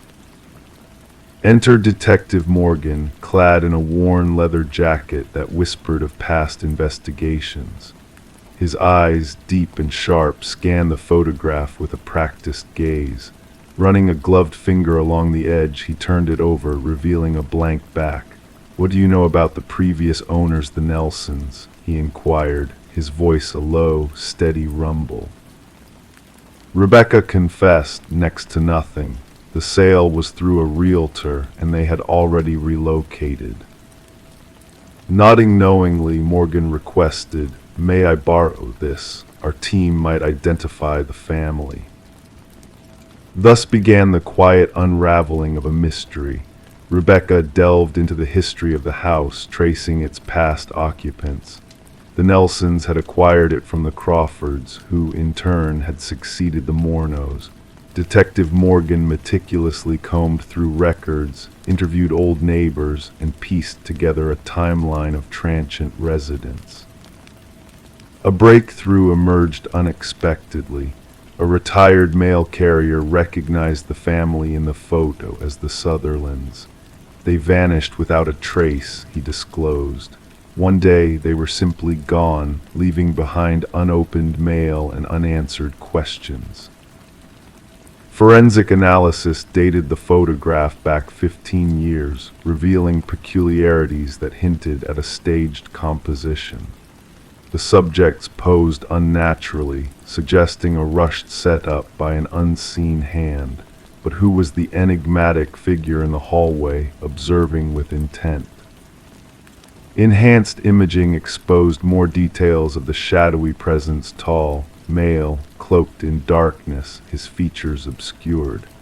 Yet his posture exuded a sense of belonging, as if he held a rightful place within those walls. A pattern emerged, families disappearing after precisely 1 year of residence, leaving no trace. Rebecca, 4 months into her stay, found herself entangled in a web of vanishing families. Delving further, the investigation unearthed historical records, unveiling a dark past. The house's architect vanished during construction, succeeded by Samuel Whitfield, a man who completed the project before meeting a mysterious demise at another site. Focused on the basement, investigators detected anomalies beneath the concrete floor, leading to a grim discovery. Beneath layers of soil and concrete lay the perfectly preserved remains of all the missing families, including the Sutherlands. Among their belongings lay a camera, the same one that captured the haunted Polaroid, and a trove of similar photographs, each depicting a different family, unaware of the looming presence in the shadows. The house was cordoned off as a crime scene, sealing Rebecca's fate far from those walls. As evidence piled up, a hidden crawlspace in the attic unveiled a chilling setup: a cot, photography equipment, and a journal chronicling the lives of the house's former residents. The last entry, dated just days prior, hinted at a sinister intent. The new arrival is perceptive. I must expedite my plans. Under police protection, Rebecca sought refuge in a hotel, only to be roused from uneasy slumber by a mysterious call in the dead of night. Breathing on the other end, followed by the mechanical click of a Polaroid camera, echoed through the receiver, sending chills down her spine. The investigation lingers, the house now a silent sentinel of secrets, its windows dark, its corridors hauntingly empty.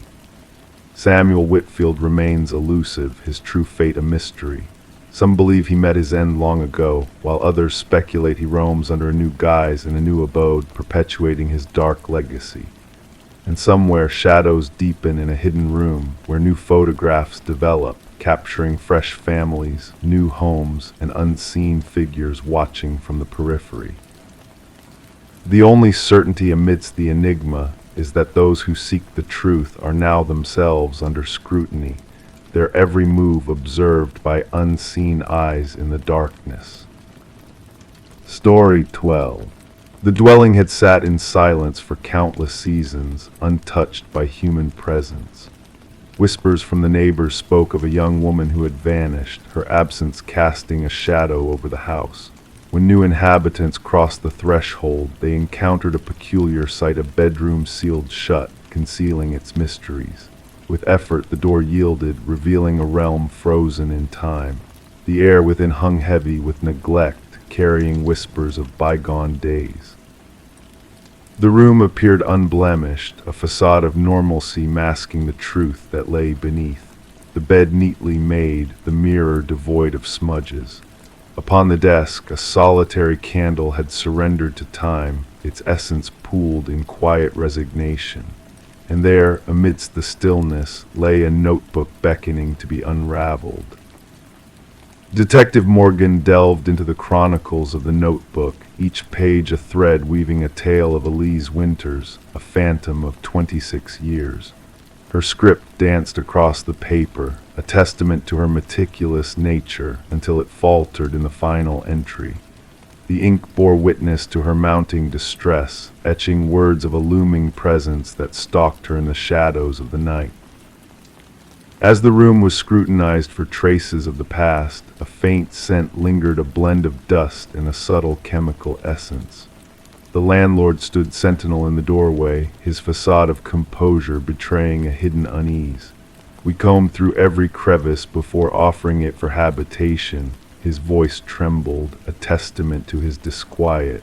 That door was never meant to be sealed. Elise, a paralegal entwined in the affairs of a prestigious law firm, had unearthed a labyrinth of deceit within the corridors of power. Her pursuit of truth led her down a perilous path, one that culminated in her enigmatic disappearance. Colleagues painted a portrait of a woman consumed by her quest, her once steady demeanor giving way to shadows of suspicion. Amidst the enigma of the bedroom, scant clues surfaced. No traces of conflict marred the sanctum.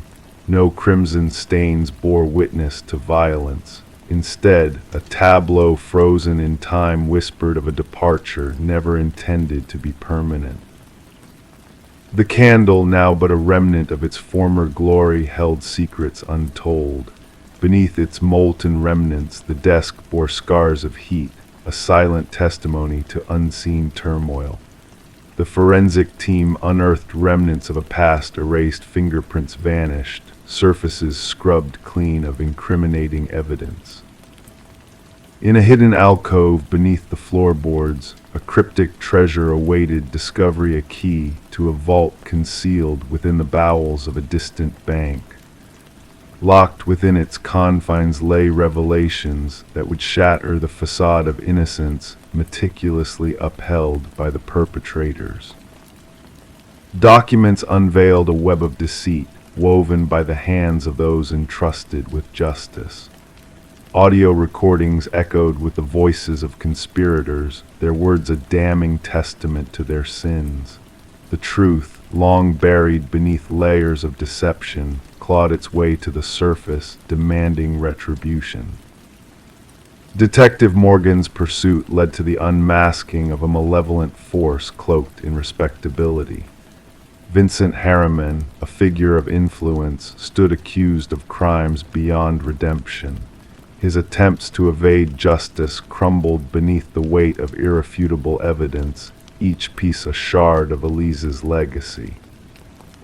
The enigma of the locked room unfurled, revealing hidden passageways and clandestine truths.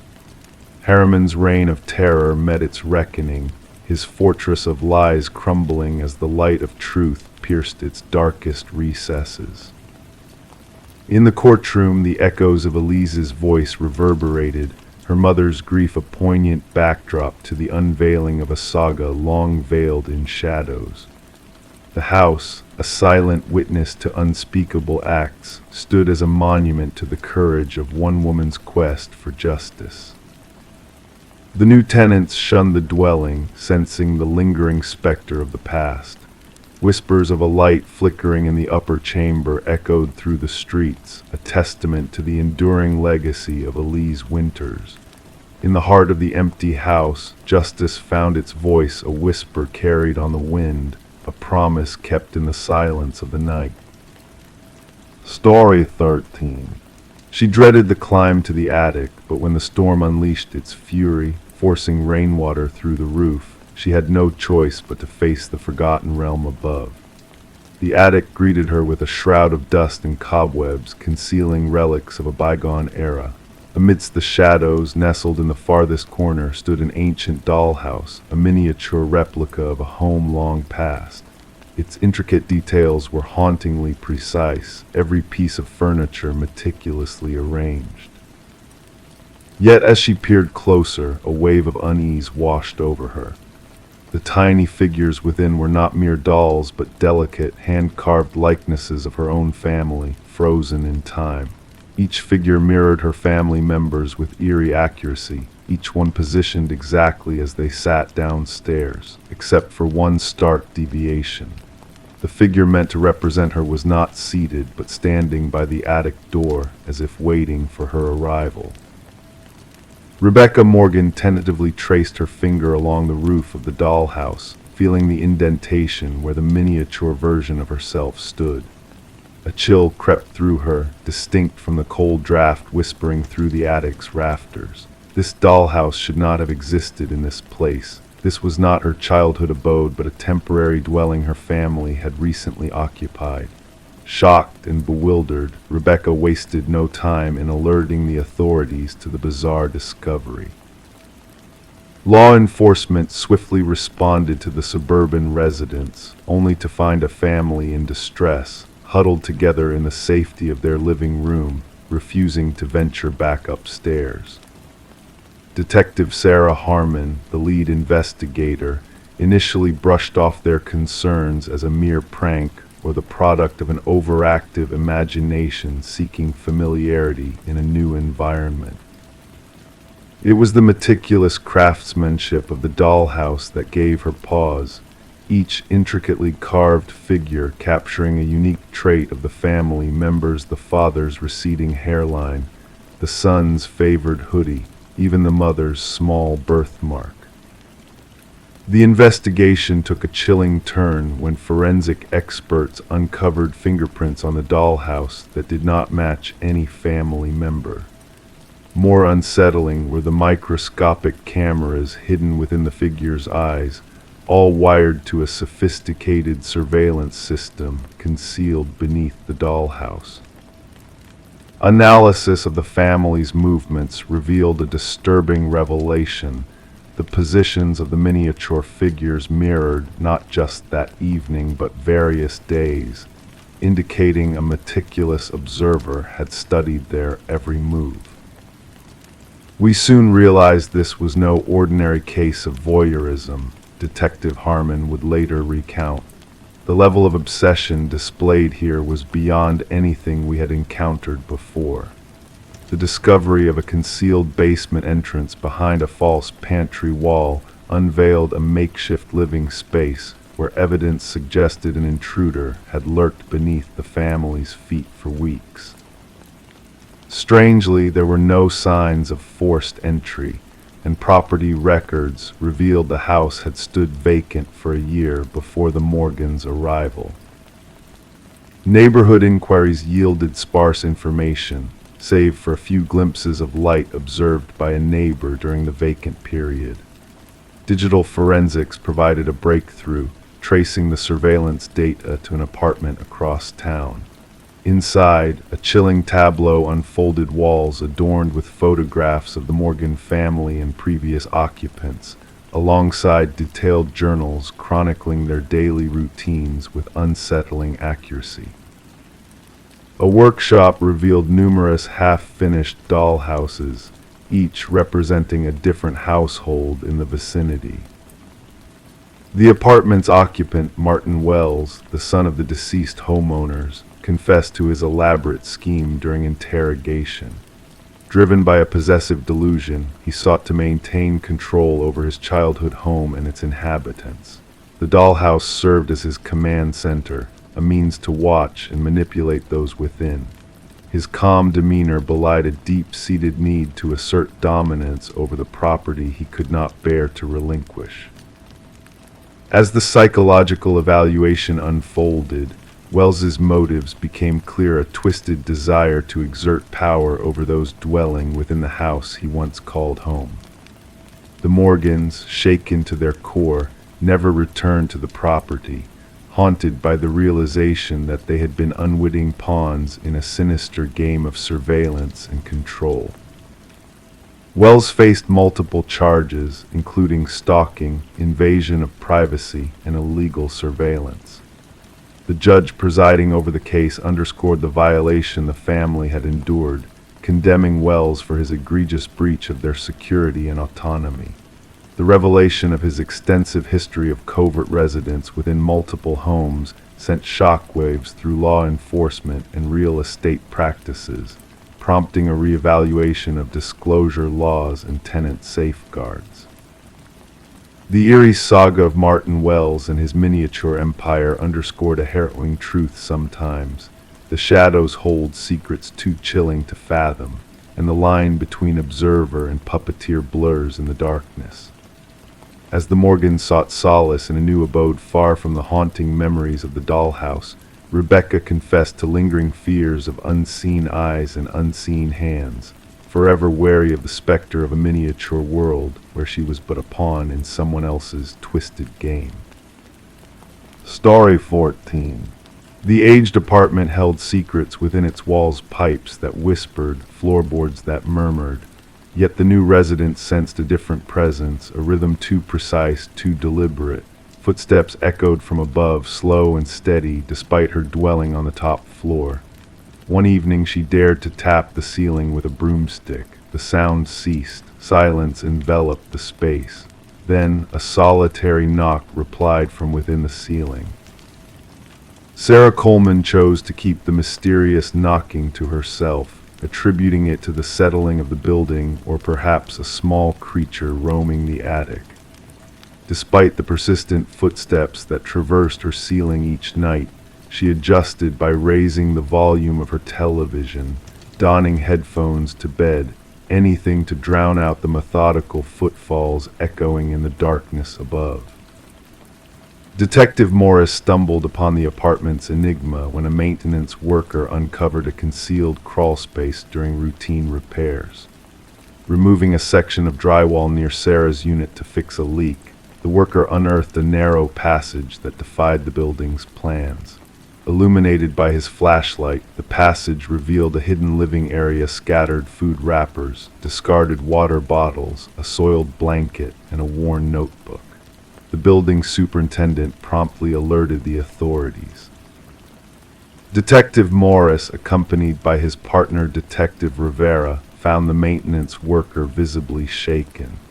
"Someone dwelt within the walls," he repeated frantically. "Someone was watching."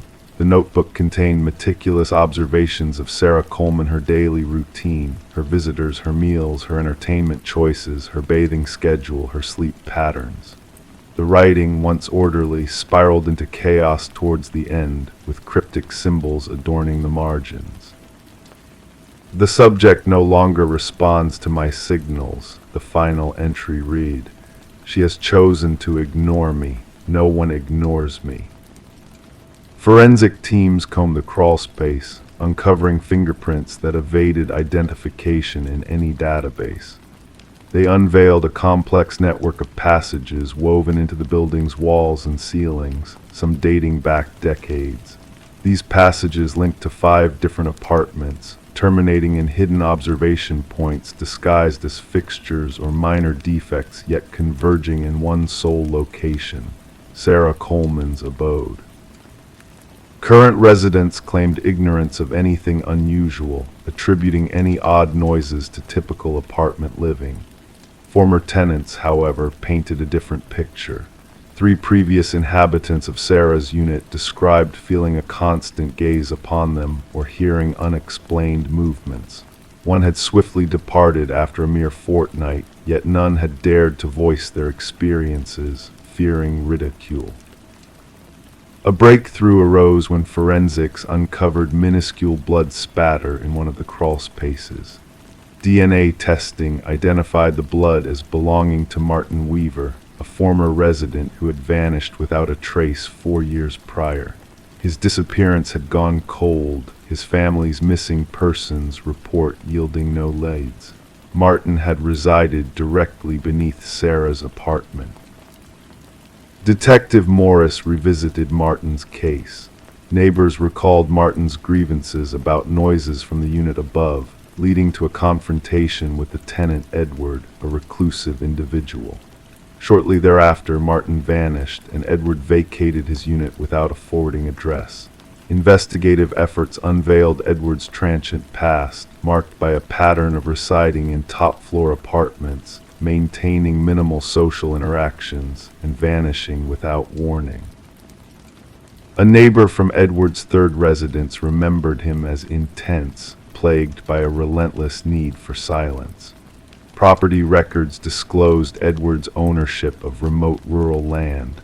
Upon reaching the secluded cabin on the property, investigators unearthed a chilling array of photos, notes, and journals.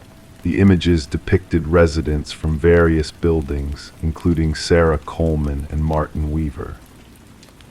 Detailed schematics of ventilation systems and structural weaknesses littered the walls, alongside journals chronicling Edward's observations of the specimens and maintenance of the habitat. At the cabin's epicenter stood a corkboard adorned with missing persons reports, 6 in total, all former residents of buildings Edward had inhabited. Beneath the board, gouges scarred the floor, hinting at a heavy object dragged repeatedly. Behind the cabin, cadaver dogs led investigators to freshly disturbed earth, unearthing human remains one grave after another. As forensic anthropologists toiled to identify the victims, Detective Morris revisited Sarah's apartment building. Though the crawl spaces had been sealed, residents sporadically reported eerie sounds. During the installation of new security systems, maintenance workers unearthed a notebook concealed at the intersection of ceiling and wall in the hallway. The initial page bore a single chilling sentence: "They found my old nest, but not my new one." The handwriting mirrored the first notebook. The final page depicted a crude layout of Sarah's apartment, highlighting a new passage in red, slated for that night. Officers hastened to evacuate Sarah, only to find her dwelling deserted. Her phone lay idle on the kitchen counter, the television murmuring softly. Steam wafted from the bathroom, revealing a message etched upon the mirror: "Look up." The ceiling panel above the shower had been removed. The pursuit of Edward, now identified as Edward Mercer, a former construction worker with a knack for renovations, continues. Thermal scans of Sarah's building unveiled no signs of present occupancy within its walls. Sarah Coleman's whereabouts remain a mystery, her case entwined with similar disappearances spanning multiple states. Authorities have issued alerts to apartment managers regarding unauthorized alterations in concealed spaces. Yet what haunts Detective Morris most is not the graves or the journals, but the image of Sarah, enveloped by those nocturnal footsteps in an apartment devoid of an upstairs neighbor. The footsteps that ceased upon her knock and then echoed back. Sometimes in the stillness of his own home, Detective Morris gazes upward, listening intently, waiting, and pondering who else may be listening too. Story 15, the apartment lay silent, untouched for months on end, its emptiness a shroud of mystery that draped over the new tenants as they crossed the threshold. Expectations were low, a layer of dust, perhaps a few forgotten relics left behind, but one door, stubbornly closed, refused to reveal its secrets. A closet, locked tight from within, beckoned with a silent plea to be opened. And when the landlord finally coerced the door ajar, what awaited inside was not the expected clutter of old coats and discarded items. Instead, a chilling sight greeted them. The walls bore witness to a harrowing tale, etched with deep, ragged scratches that spoke of desperation and confinement. And in the shadows, an ancient flip phone lay dormant, its screen aglow with a single unread message. Detective Morgan Shaw, seasoned in the art of unraveling dark mysteries, felt a shiver crawl up her spine at the sight before her. It wasn't the presence of blood or overt violence that unsettled her, but the haunting implication of those savage marks, the silent cries of someone trapped, fighting against the confines of that small, suffocating space. "We need forensics here immediately," she directed her partner, Officer Reed, who diligently captured the evidence through his lens. "And fetch me the records of the previous tenants." The message on the phone, stark in its simplicity, whispered a sinister truth. "I know what you did."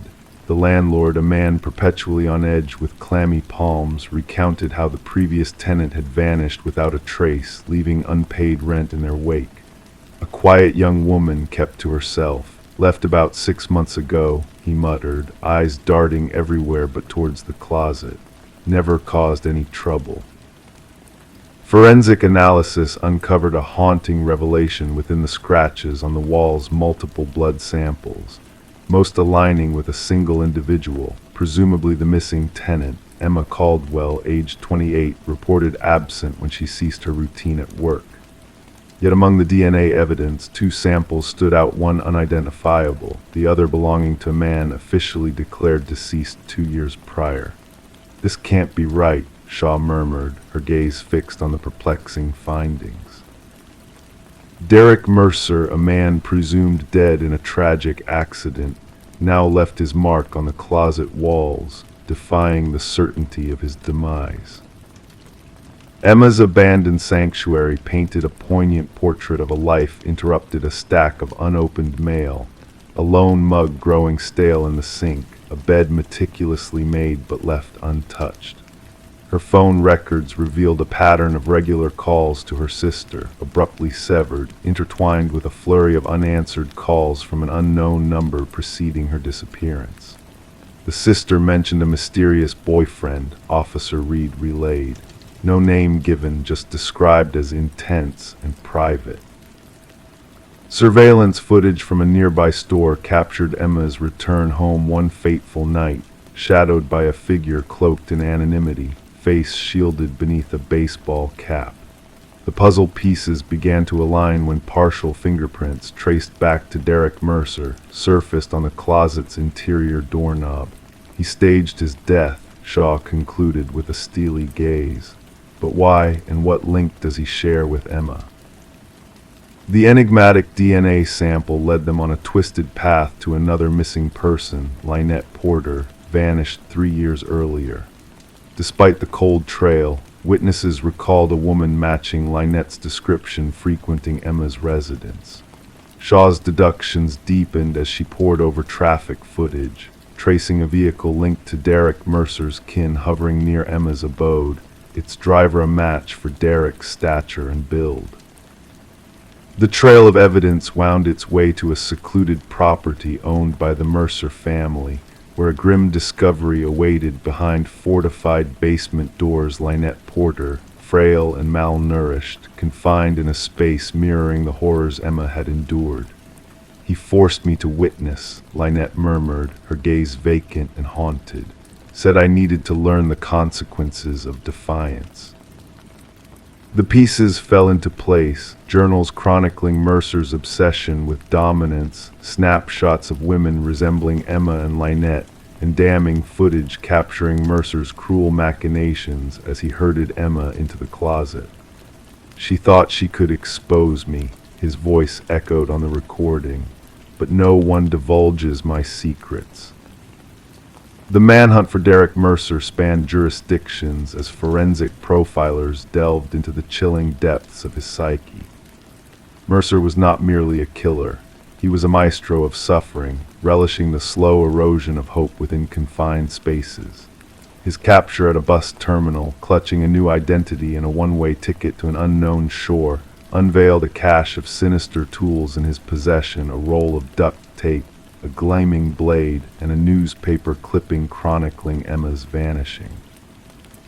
During interrogation, Mercer exuded a disconcerting calm, asserting, "She sent that message herself," disavowing accountability for the cryptic text. She craved discovery but not deliverance. The trial laid bare Mercer's elaborate ruse to feign death, utilizing a homeless man's dental records to obscure his tracks. For 2 years, he roamed incognito, preying on women who mirrored his initial victim. Emma's remains remained elusive, trapped within the confines of the closet, her futile scratches a silent testament to her desperate bid for survival. After a brief deliberation, the jury rendered a resounding guilty verdict on all charges.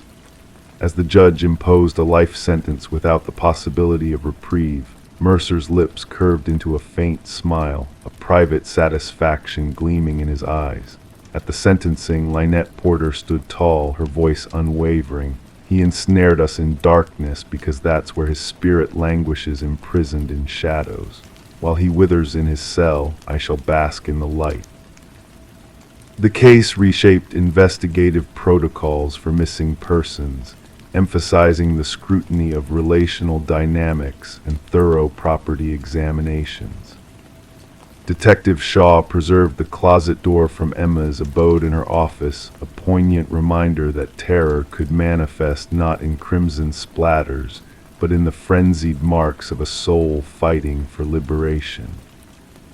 Story 16, The Enigmatic Victorian. She crossed the threshold into the abandoned Victorian, stirring up clouds of dust in the still, musty air. The house stood frozen in time, its decaying walls shedding paint, its furnishings shrouded in ghostly white sheets. Each step she took felt like a journey into a moment suspended in eternity, a moment untouched by the passage of years, except for one peculiar detail that set her on edge. The doors. Every door she opened led her right back to the same room. No matter which direction she turned, no matter how many handles she twisted, she always found herself back in the parlor.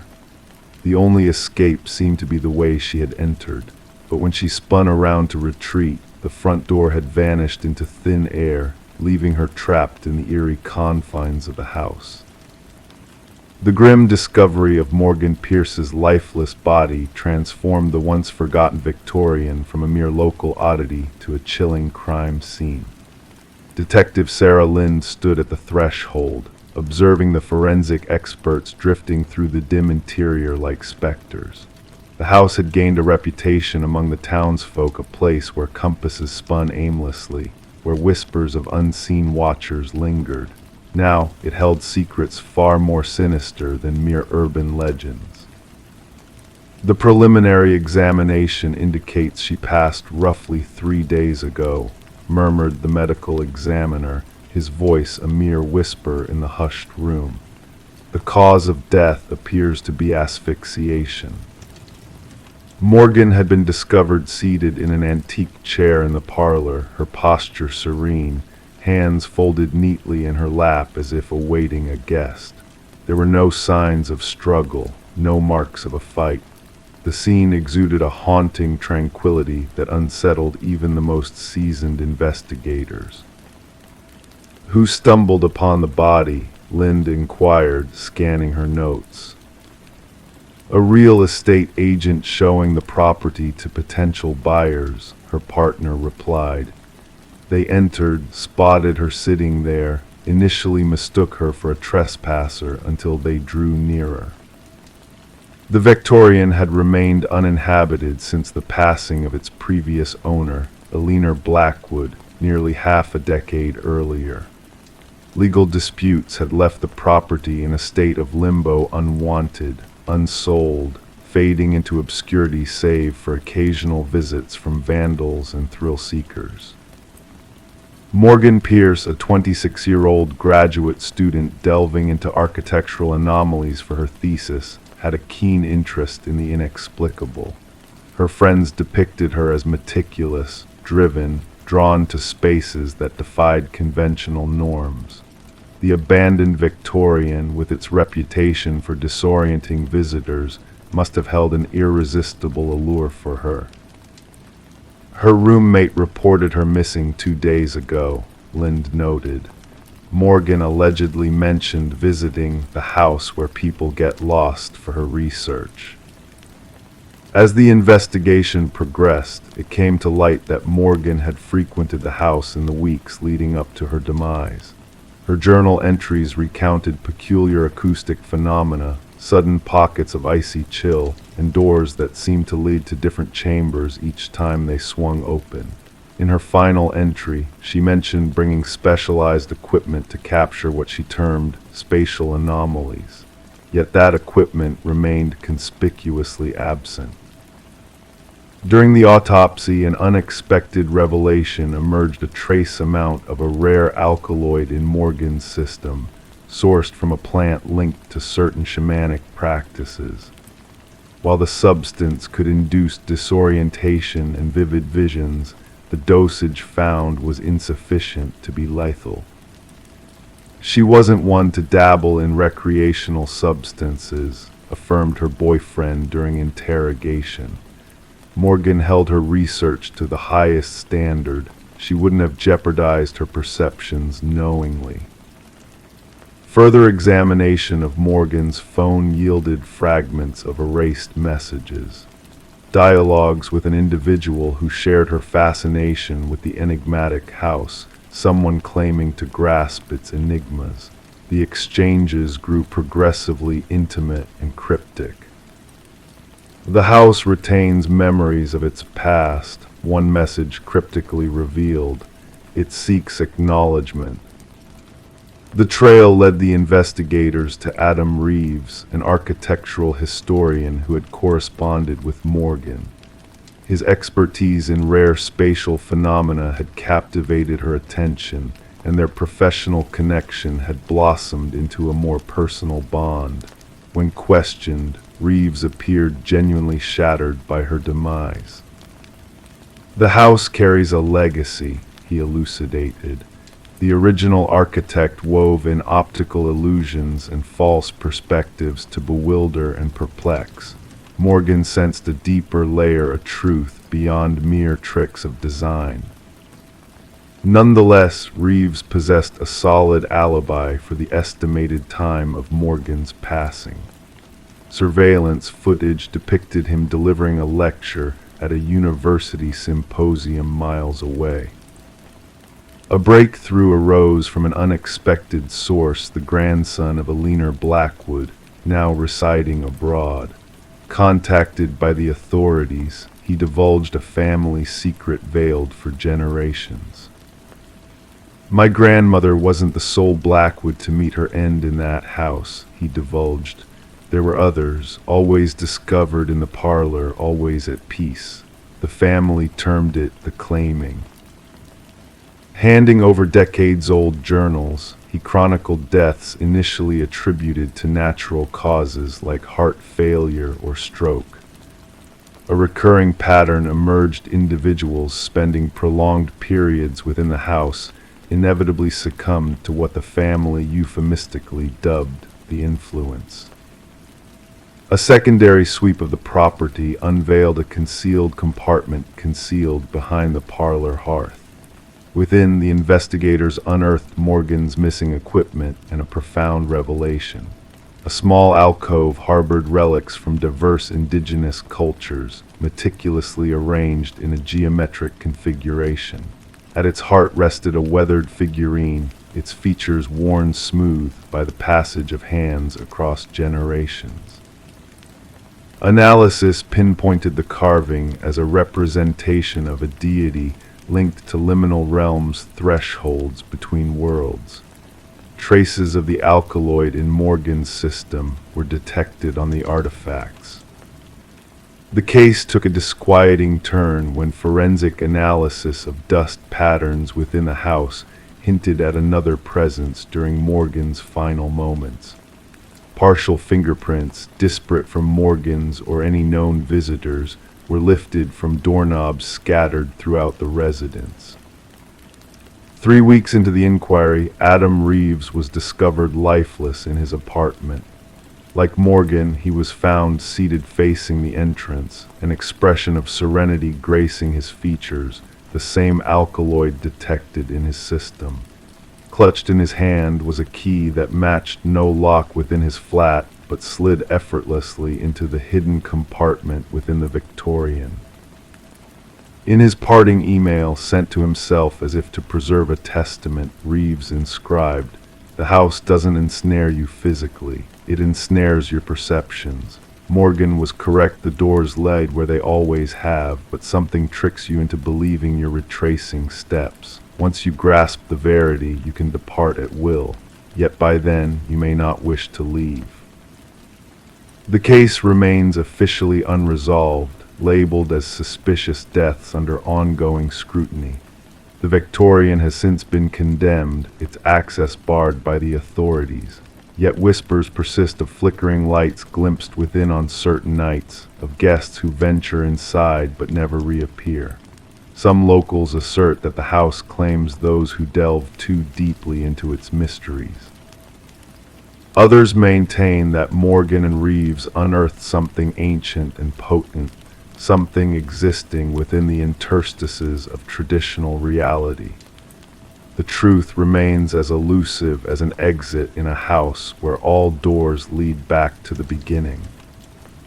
Story 17. In the quiet of the morning, a mysterious package arrived at Sarah Miller's doorstep.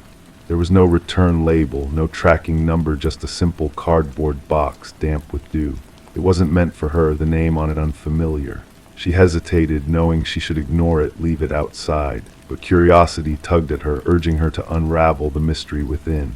With a sense of unease, she tore open the box, expecting mundane contents. Instead, nestled inside was a VHS tape, accompanied by a single message: "Watch alone." Sarah held the black plastic cassette in her hands, feeling its weight press against her palms as if carrying a hidden burden. The worn edges told a story of its own, each imperfection a whisper of secrets waiting to be revealed. The note attached bore the urgency of its writer, the words etched with a sense of foreboding. Surrounded by the familiar sounds of her suburban neighborhood, Sarah found herself drawn to the tape's silent call. Against her instincts, she inserted it into her old VCR, the screen crackling with static before revealing a dimly lit room. A man sat in a chair, his face obscured by shadows at first. As the man, Daniel Whitaker, began to speak, Sarah felt a chill run down her spine. His voice carried a weight of truth, a plea for understanding. He professed his innocence in a crime he claimed he did not commit, a murder shrouded in deception and betrayal. Detective Eliza Ramirez found herself entangled in a web of deceit as she uncovered more tapes, each bearing Daniel's desperate message. The case of Catherine Walsh's murder took a sinister turn, leading Ramirez down a path of corporate corruption and calculated framing.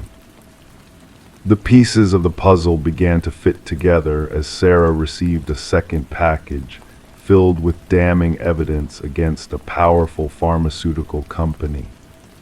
The truth emerged from the shadows, exposing a conspiracy that had ensnared an innocent man. With determination and perseverance, Ramirez and Sarah followed the trail laid out by Daniel, uncovering the dark machinations of those in power. Justice was served not through swift action, but through the meticulous gathering of undeniable proof. As Daniel Whitaker emerged from his forced seclusion, the weight of his ordeal etched upon his weary face, Sarah stood by his side. In a moment of quiet reflection, they realized the significance of the unexpected connection that had brought them together. The VHS tapes, once mysterious symbols of a hidden truth, now stood as symbols of resilience and unwavering determination. They served as a reminder that sometimes the path to justice begins with a single act of curiosity, leading to revelations beyond imagination. Story 18. The village whispered of the house on the outskirts of the forest, a place shrouded in mystery and forgotten by time. It loomed solitary, its windows dark, the porch weighed down by the years it had seen. No one laid claim to it, no memory lingered of its builder. Yet when a band of wanderers strayed too close, they beheld a curious sight: names etched into the wooden walls, carved deep like ancient secrets. And at the very bottom, fresh and untouched, a name unknown to all but one. A hush fell as one of them murmured, voice quivering, "That name belongs to me." In the dead of night, a call pierced the silence. The authorities catalogued it as a routine trespassing incident. The caller, Mason Wright, the leader of the group who stumbled upon his own name etched into the abandoned dwelling. The responding officers expected mere mischief, a prank gone awry among young minds, but what awaited them surpassed all rational explanation.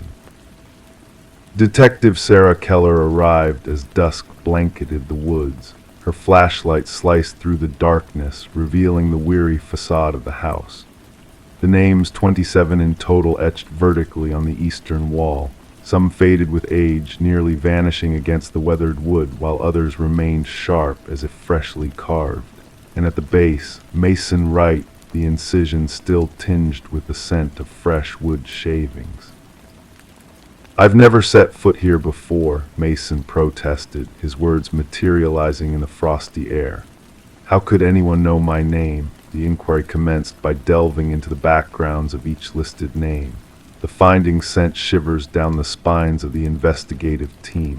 Every name belonged to a soul reported missing over the past 40 years. Some cases had gone cold, others remained open. But all shared a chilling commonality: the individuals vanished while trekking alone. Forensic specialists meticulously documented each carving, noting the depths, techniques, and aging imprints. The oldest inscription, Rebecca Hansen, aligned with a disappearance from 37 years prior, a young woman who ventured into these very woods and was never seen again. Search efforts yielded naught but a lone hiking boot near a stream.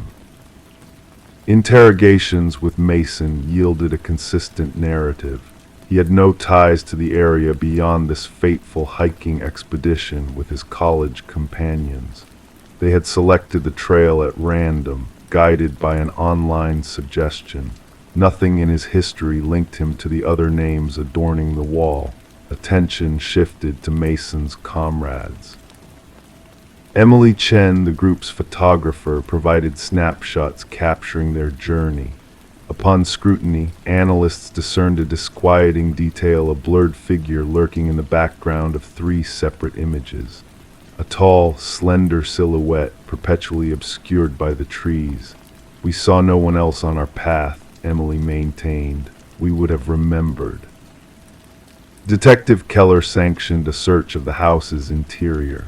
Though abandoned, dust cloaked every surface, furniture in disarray. Yet in the basement, a macabre scene awaited. Belongings of the missing hikers meticulously arranged on shelves. Watches, backpacks, cameras, wallets, each item labeled with a corresponding name from the exterior wall. Bloodstains, cunningly concealed, emerged under ultraviolet light on the concrete floor, a testament to attempted erasure. The investigation escalated as Mason reported eerie phenomena: whispers in the night, footprints leading to his door but vanishing, shadowy figures observing from the streets. Surveillance was assigned, yet Mason's paranoia burgeoned. A breakthrough surfaced with buried land records unveiling the house's reclusive owner, Victor Blackwood, rarely seen by neighbors, described as a tall, gaunt recluse who shunned interaction. Blackwood vanished 15 years prior, his disappearance uninvestigated. A warrant granted access to delve deeper into the encompassing forest. Among the trees, a network of primitive hunting blinds was uncovered, strategically perched along frequented trails. Within one, a journal of meticulous observations hikers scrutinized, their paths, gear, and behaviors detailed. The script mirrored existing samples from Victor Blackwood. Entries morphed from animal hunting tactics to human prey, outlining their patterns and vulnerabilities, culminating in the chilling selection process of each victim. The pursuit for Blackwood spanned multiple jurisdictions. Helicopters scanned the forest with thermal cameras, tactical units combed every crevice, yet the quarry remained elusive. Mason grew unresponsive, his apartment vacant upon inspection. On his wall, freshly carved, a haunting message lingered: "The hunter becomes the hunted." The hunt for Mason persisted fruitlessly. until in a secondary sweep of Blackwood's abode, forensic examiners unearthed a grisly secret. Concealed behind a false wall in the basement, a workshop, woodworking tools, preservative jars, and a freshly carved wooden piece inscribed with a novel name waiting to join the exterior wall. Detective Keller recognized the name instantaneously. It belonged to the principal forensic examiner who had surveyed the house. Absent from work that day, unreachable by phone. A surveillance cordon enveloped the house, capturing every approach, monitoring for intrusions. The stage was set, and on a fateful night, sensors blared a warning. Cameras caught sight of a figure emerging from the woods, towering, slender, moving with unnatural elegance. Tactical units closed in, only for the cameras to falter briefly. Upon restoration, the figure had vanished into the night. The house remains under watch to this day. Mason and the missing examiner remain unfound. The inquiry persists, resources reallocated as similar disappearances surface in other wooded domains. The names etched on the wall have become legend among law enforcers. Some dare not utter them, while others skirt the case entirely. Local hikers skirt the house, haunted by the fear that mere mention might inscribe their names on that dread list, the names unspoken. Story 19: The Whispering Phone. It began with a pocket dial, a mere accident in the digital realm, just static and muffled sounds drifting through the airwaves. The operator, on the brink of dismissing it as inconsequential noise, hesitated as a voice suddenly pierced through the chaos. A woman's voice, barely audible, whispered urgently, "He's here." And then an eerie silence descended, swallowing the words before they could fully form. The mysterious call originated from a number linked to an empty house, a dwelling long forsaken and left to the mercy of time, its walls echoing with the remnants of past lives. No signs of forced entry marred its stillness, no traces of disturbances disrupting the layers of dust that had settled like a shroud over the forgotten rooms. Yet in the dimly lit kitchen, untouched by human hands for years, an anomaly awaited discovery. The phone, perched innocuously on the counter, its screen softly aglow with an otherworldly light. The call had materialized just moments ago, a spectral echo from the past. Detective Morgan Reed, consumed by curiosity and a gnawing sense of unease, found herself pressing the playback button repeatedly, each repetition only deepening the enigma that enveloped her. The whispered words lingered in the air, a haunting melody of desperation, fear, and a hint of the impossible. The abandoned property bore the mark of the Sullivan family, its former inhabitants who had fled in the wake of a devastating house fire that had ravaged the West Wing, leaving behind a legacy of ashes and sorrow. Since their departure, the house had stood silent and empty, its secrets buried beneath layers of neglect. The caretaker, a solitary figure tending to the memories of a bygone era, attested that no living soul had crossed the threshold in years. Background check on the number, Morgan inquired of her partner, Detective Walsh, as they delved deeper into the enigma that had seized their attention. The revelation that the number belonged to Catherine Sullivan, the deceased daughter of the former occupants, sent a chill down their spines. Catherine had perished in a tragic car accident 3 years prior, her voice now whispering from beyond the veil of the unknown. As the investigation unfolded, the inexplicable nature of the case became increasingly apparent. A phone, once owned by a woman long departed, now serving as a conduit for spectral communications from a realm beyond mortal comprehension. The forensic team's efforts yielded scant results, the evidence shrouded in enigma: no fingerprints, no footprints, no tangible clues to grasp in the darkness that enveloped them. The recording, a mere 11 seconds of static, breath, and whispered words, became the focal point of their inquiries, a spectral thread connecting the present to a past fraught with unanswered questions. Voice analysis confirmed the identity of the speaker as Catherine Sullivan, with a certainty that bordered on the inexplicable. The timestamp of the call aligned with the moment of Catherine's tragic demise, a convergence of time and space that defied rational explanation.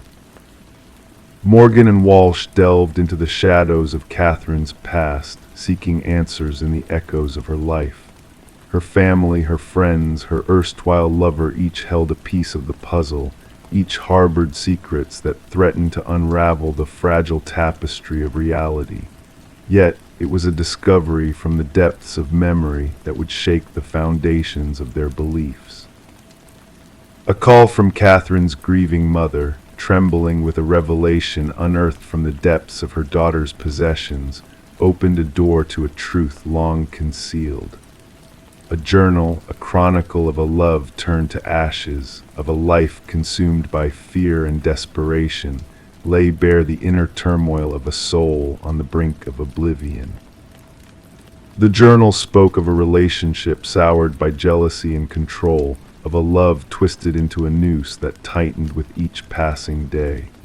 The final entry, a chilling prophecy of doom, bore witness to the terror that had gripped Catherine's heart in her final moments. He found out I'm leaving. He's furious. If anything happens to me, it wasn't an accident. Confronted with the damning evidence of Catherine's words, Mark Jennings, the specter of her past, found his facade of innocence crumbling under the weight of scrutiny. The veil of deception that he had woven around himself began to unravel, revealing the darkness that lurked within. The truth, unveiled in fragments of memory and buried secrets, painted a grim portrait of a man driven by obsession and malice, a man willing to silence the voice of his victim by any means necessary. The buried phone, unearthed from the depths of the earth, whispered of a betrayal that had transcended the boundaries of life and death. As the pieces of the puzzle fell into place, a chilling realization dawned on the investigators: the ghostly call, the spectral whispers, the echoes of a life cut short all bore the mark of a man consumed by his own twisted fantasies. Mark's elaborate ruse, his macabre game of deception, had ensnared them all in a web of deceit that only the truth could shatter. With each revelation, the shadows that had clouded Catherine's memory began to dissipate, unveiling a tale of tragedy and triumph, a story of a voice silenced but never forgotten. In the hush of the abandoned house, where echoes of the past mingled with the whispers of the present, justice found its voice. As Mark's trial drew to a close, the weight of his crimes bore down upon him, crushing the facade of indifference that he had maintained for so long. The jury's verdict, swift and unyielding, sealed his fate, a fate sealed not by the whispers of the dead, but by the truth that had risen from the ashes of silence. The phone, once a harbinger of spectral mysteries, now lay dormant in the evidence locker, a relic of a past that had been laid to rest. And yet, in the stillness of the night, some swore they heard it ring, a phantom echo of a voice that had defied the darkness and found its way back to the light. Catherine's story, a testament to the resilience of the human spirit, lived on in the hearts of those who had sought justice in the face of overwhelming odds. Her voice, a whisper in the night, a beacon of hope in the darkness, reminded them that even in the silence of the grave, the echoes of truth would always find a way to be heard. Story 20. Once upon a time, a faint flicker danced across the baby monitor screen, a subtle glitch in the otherwise steady feed. The mother, consumed by the daily chaos of motherhood, brushed it off as mere interference, nothing to be concerned about. But then a crackling of static filled the room, and a voice, soft and eerie, whispered through the speakers, "SHHH, go back to sleep." In an instant, a chill crept down her spine, her heart quickening its pace. With a sense of unease settling in her chest, she hurried to her son's room, each step heavy with dread. As she flung open the door, her eyes widened in horror. The crib stood empty, a gaping void where her precious infant, Samuel, should have been nestled in slumber. The window remained shut, the door securely locked. The only anomaly in the room was a stuffed rabbit lying haphazardly on the floor, its obsidian eyes staring up at her, seemingly seeing into the depths of her soul. Rebecca's terror unleashed a primal scream that tore through the night, echoing into the darkness. The neighbors, stirred from their own slumber, alerted emergency services to the anguished cries that reverberated through the stillness. When the authorities arrived, they discovered Rebecca on the nursery floor, clutching the stuffed rabbit to her chest, her body rocking back and forth in a haunting rhythm. Samuel had vanished without a trace, leaving behind a void that swallowed her whole. The investigation that followed was shrouded in mystery, with scant leads to follow. No signs of forced entry marred the home, the security system standing as a stalwart guardian throughout the night. The baby monitor footage, upon review, revealed nothing out of the ordinary until that spectral voice pierced the silence. How could a stranger infiltrate a locked sanctuary, snatch a child, and vanish into the night without a trace, leaving only a toy in their wake? Suspicion cast its shadow upon Rebecca, her internal struggles with postpartum depression becoming a scrutinized narrative under the harsh glare of interrogation. Her calm facade during questioning sent ripples of unease through the investigators, a mother's composure in the face of unimaginable loss deemed unsettling. Just when the tendrils of despair threatened to overwhelm, a glimmer of hope emerged amidst the darkness. A meticulous forensic examination unearthed microscopic fibers on the nursery windowsill, foreign to the household tapestry. These fibers whispered of a clandestine intruder, a phantom scaling the walls under the cloak of night. Surveillance footage from vigilant neighbors unveiled a shadowy figure traversing the nocturnal landscape, a specter haunting the periphery of sight. A solitary footprint imprinted in the garden soil bore the mark of a seasoned climber, a ghostly echo of a trespasser's passage. As the focus shifted, Daniel, the absent husband, returned from his travels with a storm of confusion swirling in his wake. A puzzling revelation emerged during his interrogation, the telltale calluses on his hands, remnants of a newfound passion for rock climbing. Financial records unraveled a tale of deceit, a web of lies spun by a man harboring secrets darker than the night itself. A second family hidden in the shadows, a sinister plot woven with threads of betrayal and greed. The threads of fate intertwined as the digital realm unveiled its secrets, the baby monitor emerging as a silent witness to treachery. Hacked and manipulated, its innocent facade shattered to reveal a sinister truth. The voice that whispered through the night was not a phantom within the nursery walls, but a malevolent specter lurking in the digital ether. The tendrils of investigation led to a chilling discovery in a forgotten basement, a woman named Elaine, cradling Samuel in her arms, a twisted savior in the shadows. Elaine's vacant gaze betrayed a fractured psyche, a mind lost to grief and longing. The echoes of the past reverberated through the courtroom as the pieces of the puzzle fell into place. Daniel's hand in the orchestrated abduction, Elaine's descent into madness and obsession, all laid bare under the harsh light of justice. The baby monitor, once a harbinger of innocence, now a relic of betrayal, captured the truth in its unyielding gaze. In the hushed confines of the courtroom, the audio from that fateful night echoed, a symphony of deception and despair. Daniel's cough, a damning echo of guilt, sealed their fate. The jury's deliberation was swift, their judgment unyielding. Daniel and Elaine faced the consequences of their malevolent pact, a sentence befitting their crimes against innocence. Rebecca and Samuel embarked on a journey of healing, their past a shadow fading into the mists of memory. The stuffed rabbit, a silent witness to their shared trauma, remained tucked away in a box, a reminder of the night that shattered their peace. The baby monitor, its truth revealed, stood as a sentinel against the darkness, a guardian watching over the fragile innocence of a child lost and found. Story 21. The aged envelope whispered secrets of forgotten journeys, its corners tinged with the passage of time, yet the stamp gleamed with the freshness of recent travels. With deliberate care, the detective unfolded its contents, revealing a lone sheet of paper adorned with words typed in a frenzied script. "I am sorry for what I did."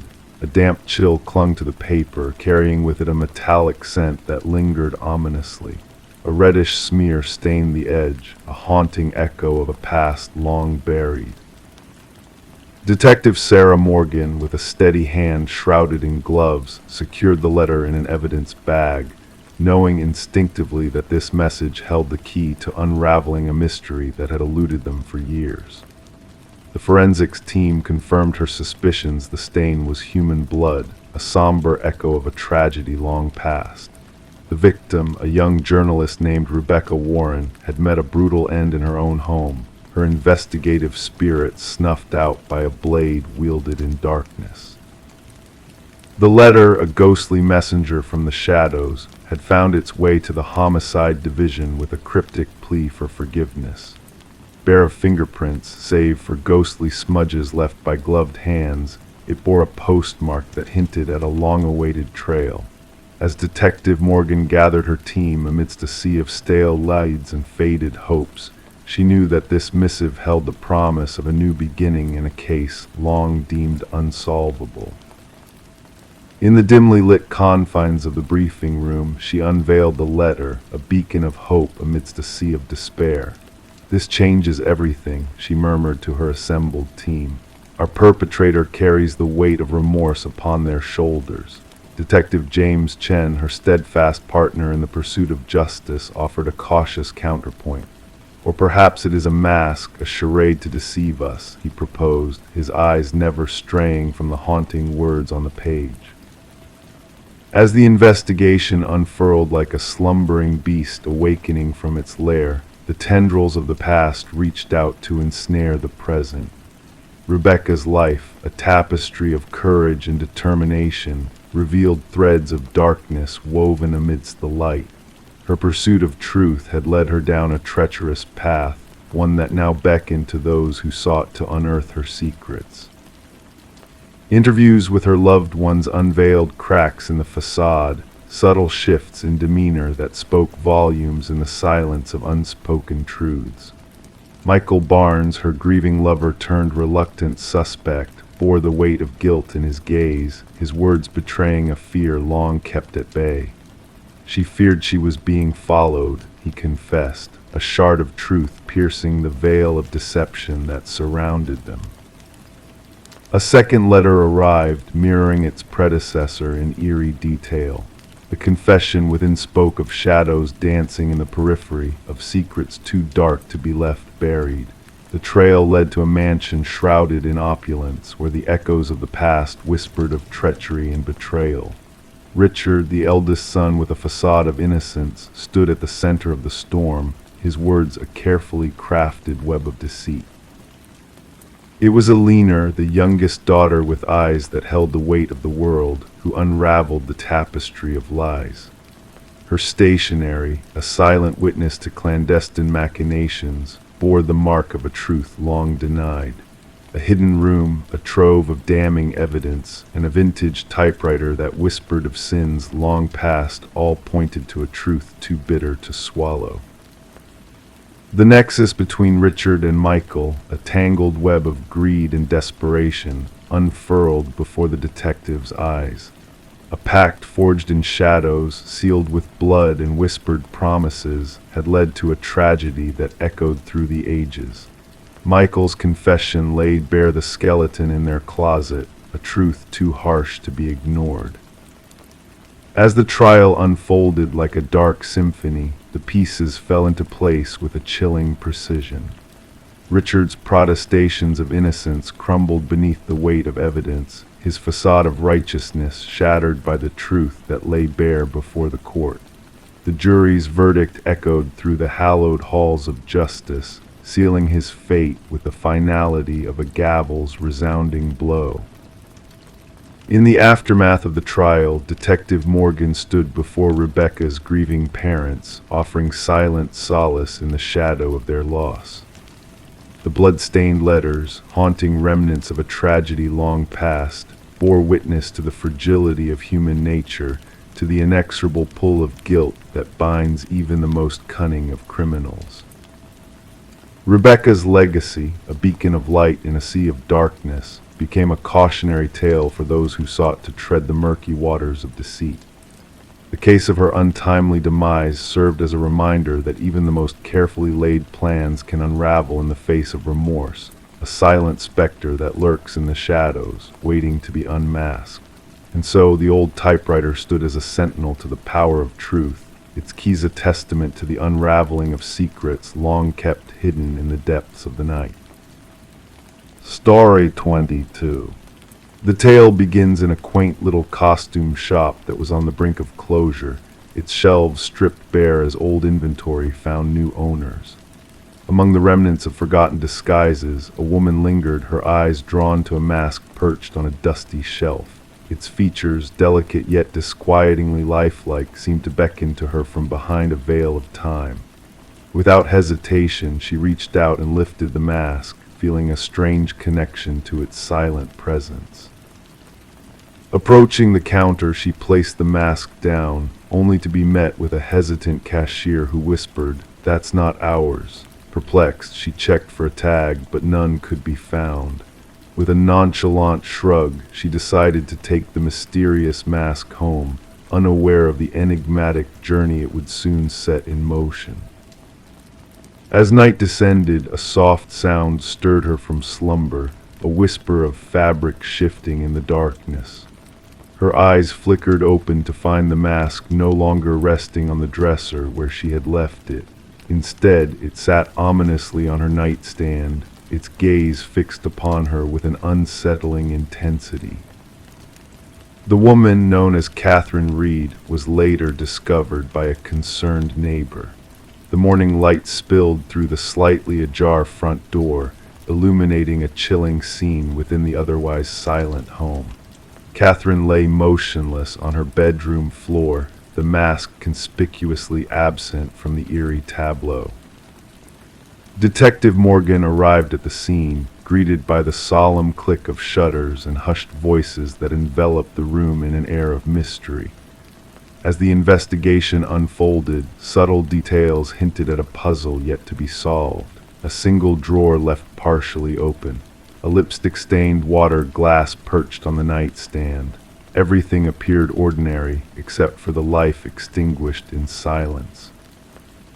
The medical examiner, with a somber expression, could not discern the cause of Catherine's demise upon initial inspection. No visible wounds marred her skin, no signs of struggle etched upon her form. Pointing to her frozen expression of terror, he somberly noted the fear that seemed to linger beyond the veil of death. Catherine, a meticulous art appraiser known for her keen eye for authenticity, had lived a life shrouded in quiet precision. Colleagues reminisced about her ability to uncover forgeries with ease, a talent that now seemed to have led her down a path of darkness. A pivotal discovery emerged from security footage of the costume shop, revealing the cashier's perplexity at the mask's presence. The owner, upon being consulted, disavowed any knowledge of such an item, setting the stage for a revelation shrouded in mystery. The detective's pursuit of truth led her to the empty remnants of the shop, where the owner divulged unsettling secrets tied to an estate sale marked by peculiar deaths. Each victim, like Catherine, had acquired a mask that heralded their untimely demise, leaving behind a trail of unanswered questions. Forensic analysis uncovered microscopic fibers embedded in Catherine's fingertips, hinting at a desperate grasp for an unseen truth. These fibers, an enigmatic blend of human hair and unidentified organic material, pointed towards a realm beyond the tangible, a realm of ancient mysteries and malevolent forces at play.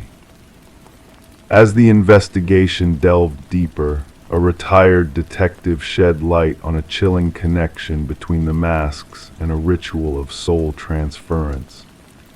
Ancient symbols hidden within the masks hinted at a sinister purpose, a dark legacy that spanned centuries.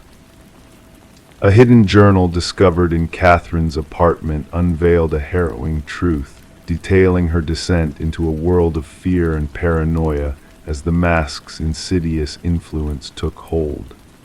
Her final words painted a portrait of terror, of a malevolent entity seeking new hosts to perpetuate its cycle of death.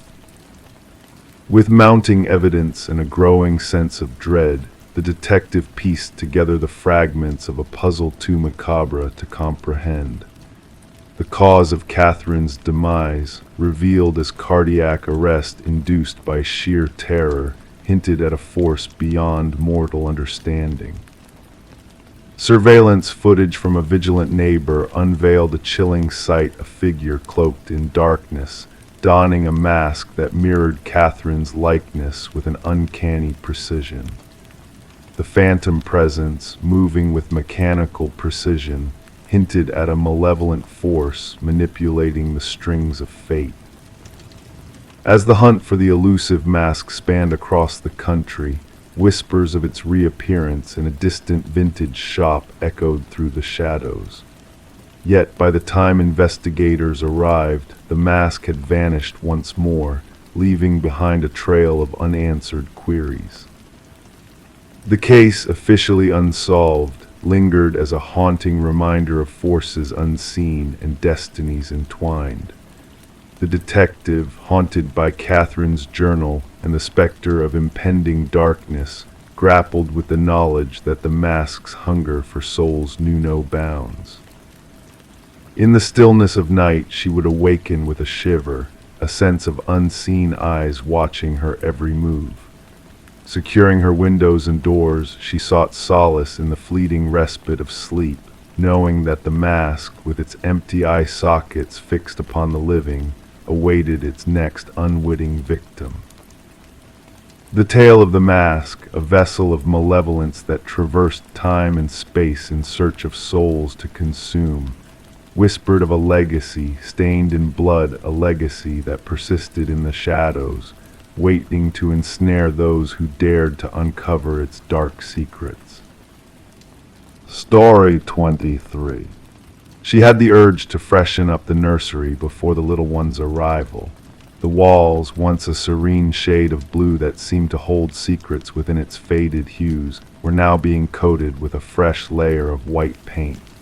As the roller glided over the surface, something unexpected emerged from beneath the layers, a series of faint letters gradually becoming more distinct, forming a hidden message.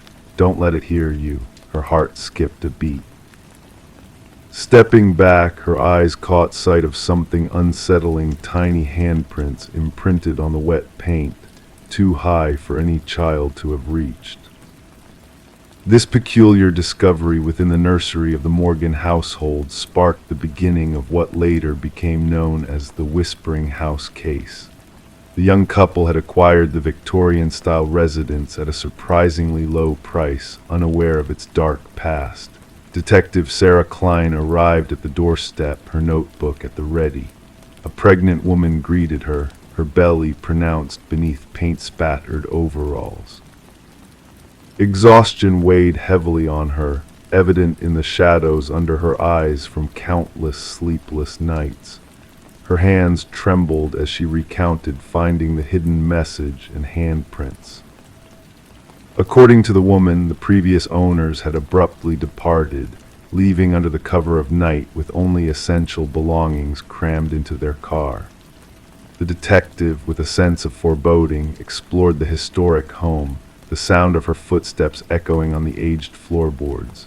In the nursery, she observed the unfinished wall where the cryptic message still lingered, accompanied by 5 child-sized handprints in the fresh paint at an adult's height.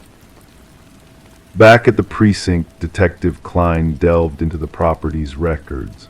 The house had changed owners numerous times in 3 decades, a suspiciously high turnover rate.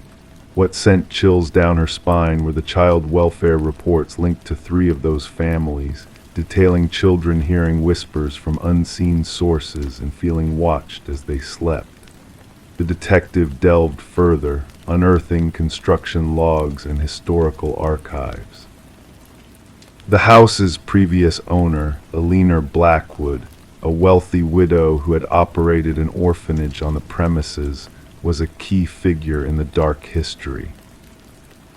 Newspaper clippings hinted at the disappearance of 5 children under Eleanor's care, a mystery left unsolved as the children were assumed to have run away, a common occurrence for orphans in that era. During renovations after Eleanor's passing, a sealed room was discovered behind the nursery wall, filled with children's belongings but devoid of any remains.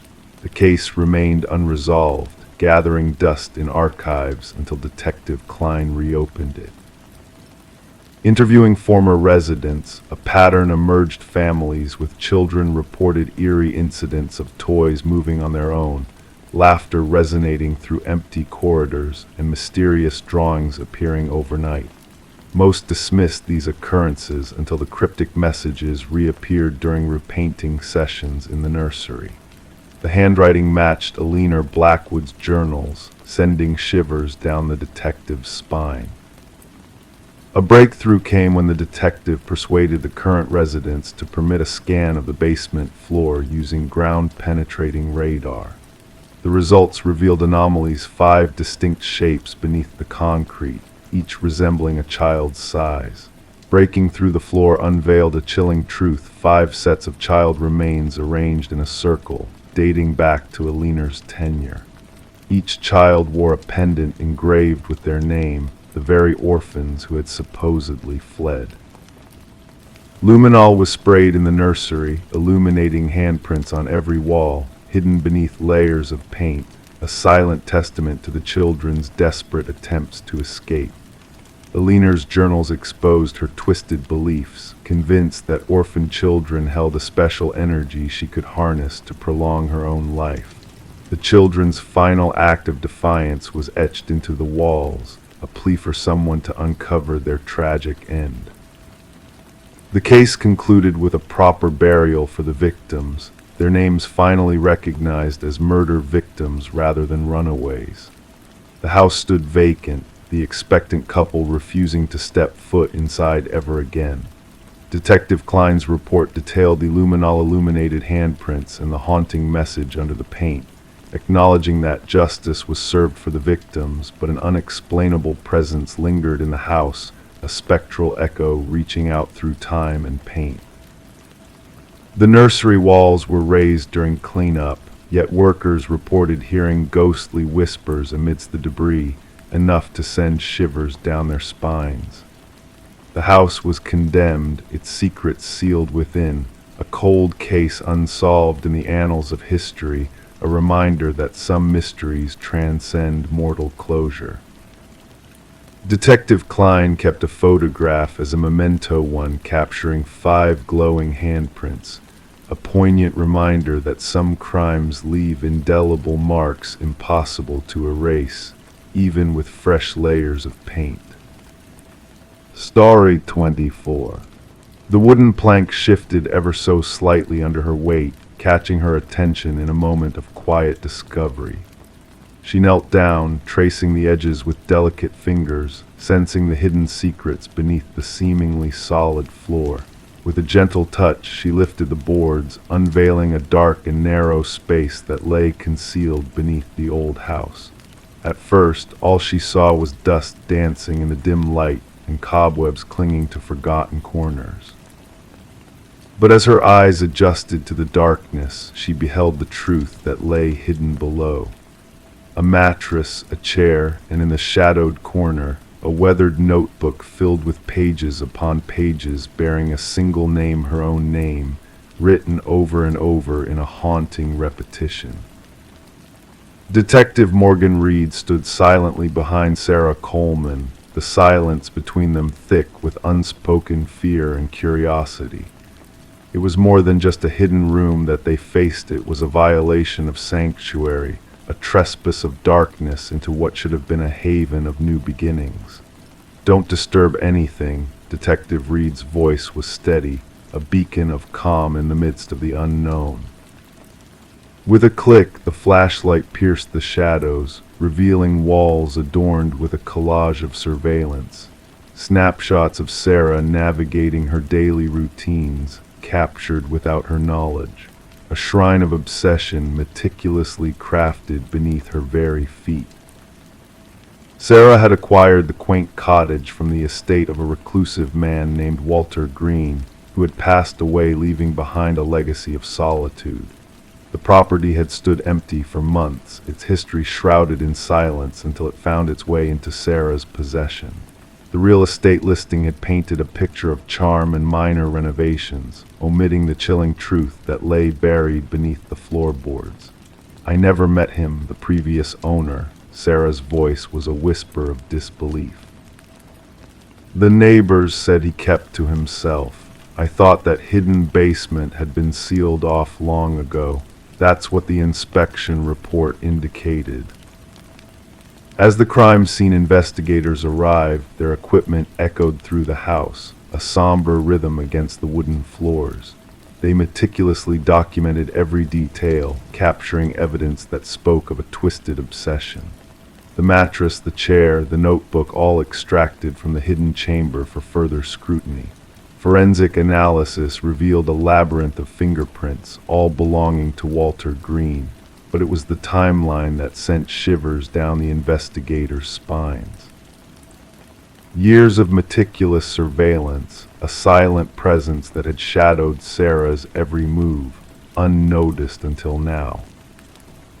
The depth of fixation often escalates, the department's psychologist offered, a somber note in the briefing room. From fantasy to reality, from obsession to action. The hidden room suggests a preparation for something more sinister. Detective Reed's pursuit of truth led her to an unexpected revelation during an interview with Walter's former coworker from the local shopping center maintenance department. Fidgeting uneasily, the man confessed, his eyes avoiding hers. Walter spoke of her sometimes, he admitted. Said she reminded him of someone. I thought it was harmless, just the ramblings of an old man I never imagined. His voice trailed off, lost in the weight of his revelation. A warrant granted access to Walter's untouched workplace locker, revealing a key that unlocked a mystery sealed within a storage unit registered in his name. With a grating sound, the metal door rolled open, unveiling a chilling replica of Sarah's former life. Furniture meticulously arranged, a mannequin donning a wig echoing Sarah's likeness, and a calendar marking a date that loomed ominously close. Together, a single word etched in red, a promise of a fate that never came to pass. The investigation delved further, unearthing Walter's troubled past, a history of institutionalization stemming from a delusion known as erotomania, a belief in a love that existed only in his mind. Released and living a quiet life until Sarah unknowingly triggered his dormant obsession. Spread across the table in the police station were the pieces of a twisted puzzle, a portrait of a man consumed by a fantasy that bordered on madness. His reality was shaped by an illusion of connection, a delusion of destiny. Detective Reed's words hung heavy in the air. In his mind, they were meant to be together. Questions lingered, doubts whispered in the shadows of the room. Could a chance encounter have sparked this fixation? Could a fleeting moment have ignited a flame that consumed Walter's fragile reality? Sarah made the difficult decision to part ways with the house, a sanctuary tainted by the ghosts of its previous owner.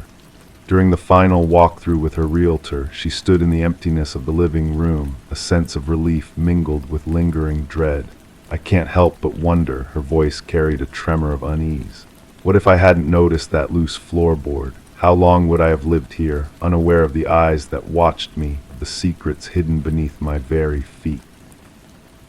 With Walter's death, the case was closed, labeled as stalking with intent to abduct, a dark chapter concluded but never forgotten. Sarah's life took a new course, veering away from the shadows of her past, guarded against the unseen dangers that lurked in the periphery. Detective Reed kept a silent vigil over her, a silent guardian against the tides of fate that had nearly swept Sarah into darkness. The cottage found new owners, a young couple unaware of the history that lay buried beneath its floors. The hidden room was sealed, its secrets entombed once more beneath layers of wood and dust. Life moved on, the echoes of the past fading into whispers of memory. But for those who bore witness to the truth, the story of the room beneath the floor lingered as a cautionary tale, a reminder of the shadows that danced unseen, of the monsters that lurked in plain sight, and of the fragile line that separated safety from peril in the quiet spaces of the world. Story 25: The Hidden Room Beneath the House. The real estate listing had made no mention of a basement. The blueprints showed no indication of its existence. Yet, as the family removed the old carpet, they uncovered a hidden door beneath it. With a rusted handle, it took 3 of them to pry it open. A musty, stale air greeted them, heavy with the scent of damp earth. Steps descended into darkness, leading them into the unknown. Anticipating storage, they instead found a solitary chair illuminated by a swaying light bulb above, and on the wall behind it, a collection of photographs of them. Images captured from within their own home, a chilling realization that sent shivers down their spines. The Mercer family had moved into the suburban property during a harsh winter, where darkness enveloped the neighborhood early. The 2-story house, with its weathered siding and creaking floors, had drawn them in with its perceived character and history. Little did they know the depths of history that resided within its walls, ready to intertwine with their present in a chilling manner. Detective Sarah Connors arrived at the scene with her partner, the crime scene unit already at work securing the area with fluttering yellow tape. Mrs. Mercer's voice had trembled over the phone as she described the hidden room beneath their living room floor. Connors wasted no time, instructing her team to document every detail before further exploration. The basement, the size of a standard bedroom, revealed concrete walls painted a dull gray. A single chair stood anchored to the floor, bathed in harsh light from above, casting eerie shadows across the space. But it was the row of photographs that captured their attention, meticulously arranged in chronological order, capturing the family's every move. As the investigation unfolded, it became clear that the house held secrets dating back years. Previous owners' fingerprints lingered in the basement, adding to the mystery of the hidden room. Each family had resided briefly before selling the property at reduced prices, none mentioning the existence of a basement in their accounts. Interviews with past owners unearthed inconsistencies in the property's history. Blueprints altered, permits filed and withdrawn, inspection reports redacted, painting a picture of deliberate concealment. The key breakthrough came from a contractor who had renovated the house years earlier, vehemently denying the existence of the hidden room. Digital forensics uncovered a memory card hidden in the light fixture, revealing a trove of images capturing not just the Mercers but previous families as well. Intimate moments, mundane routines, all observed by an unknown presence within the house. Audio files recovered from a buried box in the basement exposed a sophisticated surveillance system, recording conversations throughout the house. Connors ordered a thorough search, leading to the discovery of hidden monitoring stations and a journal filled with detailed observations of each family's life. The journal's final entries hinted at a looming presence, with chilling phrases hinting at unseen watchfulness. Fingerprint analysis confirmed the author to be Edward Kelvin, the house's original builder who had seemingly vanished during construction. The manhunt culminated in the discovery of Kelvin hidden within the house's walls, living a clandestine existence among the families he had observed. His detached demeanor spoke of a distorted perception where the families were mere subjects in his private theater. Kelvin's psychological evaluation revealed severe delusions, viewing the families as temporary guests in what he considered his permanent domain. The Mercer family, like those before them, chose to flee, leaving behind the house and its haunting memories. The trial exposed the full extent of Kelvin's surveillance network, showcasing the house as a meticulously planned observation apparatus. Despite the demolition of the property, the families remained haunted by the violation of their privacy, questioning if they had ever truly been alone within those walls. The echoes of unseen eyes and unheard whispers lingered, a reminder of the chilling secrets hidden beneath the surface. Story 26. In the beginning, the new occupants of the Victorian-era home believed it was merely peeling wallpaper, a minor imperfection in their charming abode. But as they delicately removed the layers, a hidden narrative began to unfurl. Inked onto the walls, repeated endlessly, was a singular name, Alina Winters. This name, in a frenzied, uneven scrawl, spanned every inch of the wall, imprinting a sense of unease upon the unraveling mystery. It bore no connection to the previous proprietors or any known records. Intrigued, they turned to the internet, where a single result awaited them: a cold case of a vanished individual from decades past. What shook them to their core was the uncanny resemblance between the woman in the aged photograph and the seller of the house, the enigmatic Margaret Cavendish. Michael and Sarah Klein had not planned an immediate renovation of their newfound dwelling. The allure of the historic home, acquired at a surprisingly modest cost from the silver-streaked-haired Margaret, who appeared eager to part with it before her cross-country relocation, had captivated them. The house whispered tales of bygone eras through its ornate woodwork and lofty ceilings, drawing the couple into its embrace. Their journey began with a simple water stain in the master bedroom, a yellowish blemish marring the vintage floral wallpaper. Upon exploration, a succession of layers revealed themselves, each holding a piece of the past. Outdated paisley motifs from the 70s, followed by striped patterns from an earlier time, led to an unexpected find buried within the third layer: a name, Alina Winters, hauntingly repeated in ink on aged beige paper. The frantic handwriting, growing more erratic, left Sarah and Michael pondering the identity of this mysterious Alina. Sarah's whisper lingered in the air, "Who's Alina Winters?" as her fingers trailed the desperate script. The revelation unsettled them, prompting an evening of digital sleuthing into property records. The search yielded little until a digitized newspaper article shed light on Alina Winters, a 27-year-old woman reported missing in the bitter winter months of yesteryears.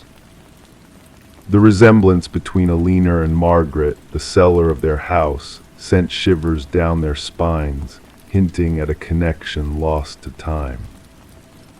Their intrigue morphed into an all-consuming quest as they delved into the past. Sarah's inquiries with prior residents unveiled a peculiarly short ownership tenure by Margaret Cavendish before passing the torch to them. The dormant investigation gained traction when the retired detective recalled Aliner's disappearance, a case that dwindled into obscurity with no tangible leads. Forensic scrutiny of the wall's enigmatic inscriptions unearthed ink traces aged 3 decades, intertwining Aliner's fate with the present. Meanwhile, Sarah unearthed a concealed compartment beneath the bedroom closet floorboards, revealing a trove of identification cards bearing varying names but identical faces, including one that mirrored Margaret Cavendish. The trail led to a dead end, with Margaret's vanishing act mirroring Aliner's fate. A pivotal discovery reshaped the narrative. The DNA from hidden hair strands matched Aliner Winters, while fingerprints pointed to a psychiatric patient, Rebecca Eldridge, suffering from dissociative identity disorder. Rebecca's alter ego, Aliner, had assumed control, blurring the lines between reality and illusion. The scrawled name on the wall emerged as a poignant plea from a fractured mind clinging to semblances of truth amidst chaos. Michael and Sarah observed as forensic teams meticulously probed their backyard, unearthing long-buried secrets that tied Aliner's fate to their property. The excavation uncovered Aliner's remains, closing a chapter of unresolved sorrow 3 decades in the making. Rebecca Eldridge, under the guise of Margaret Cavendish, met her reckoning while attempting to flee justice, confessing to Aliner's demise in a fit of jealousy. The walls themselves bore witness to a tragedy, serving as both confessional and prison for a fractured soul seeking redemption. For Aliner's kin, belated justice arrived, while Michael and Sarah's dream dwelling became a spectral relic in the annals of true crime, a house where the walls whispered of long-buried secrets, forever etched in the tapestry of a chilling tale. Story 27. The Polaroid lay nestled among a collection of aged memories, capturing a birthday celebration long faded from recollection. Faces frozen in time, flickering candles casting a warm glow, nothing out of the ordinary at first glance. However, as the daughter sifted through the box of old photos passed down to her, something caught her eye. A presence lurking in the background of each image, a man shrouded in mystery, standing just beyond the reach of the candlelight. He was not a familiar face, not a part of the family's cherished memories. Yet with each passing photo, he drew nearer. Sarah Winters unearthed the forgotten photos while clearing out her mother's attic post-funeral. A nondescript cardboard box labeled Memories held within it a treasure trove of moments frozen in time, documenting family gatherings from her childhood. What should have brought solace and nostalgia soon morphed into the inception of a haunting nightmare. The initial photograph, his presence was subtle, a mere shadow lingering at the periphery during her 7th birthday festivities. A dark silhouette standing by the glass door, features obscured, observing. In the subsequent snapshot, taken moments later, he had stealthily advanced indoors. By the 3rd photo, he loomed behind her uncle, unnoticed by all captured in the frames. Trembling, Sarah reached out to her father, seeking answers. "Dad, who is this mysterious figure haunting our family pictures?" An eerie silence followed her question, broken only by a sharp inhale. "What figure? There should be no one but family members," her father's voice quivered. Sarah hastily captured digital images of the Polaroids and dispatched them to her father. His immediate call back bore a rare tremor in his voice. "This is impossible. We would have noticed a stranger among us." Detective Marcus Reed attentively absorbed Sarah's account as she laid out the enigmatic photos on his desk at the precinct. Rain pattered against the windows, casting dancing shadows over the evidence. With weathered hands, the detective meticulously examined each photo, his gaze narrowing. "No one recognized this individual?" he inquired, his tone a blend of neutrality and intrigue. No one, Sarah affirmed, but observed the progression. She arranged the photos in chronological order, revealing a chilling evolution. As the detective leaned in, the metal chair groaned under his weight. What initially seemed like paranoia began to solidify before his eyes. The mysterious figure advanced methodically through the party, photo by photo, inching closer to the unsuspecting children.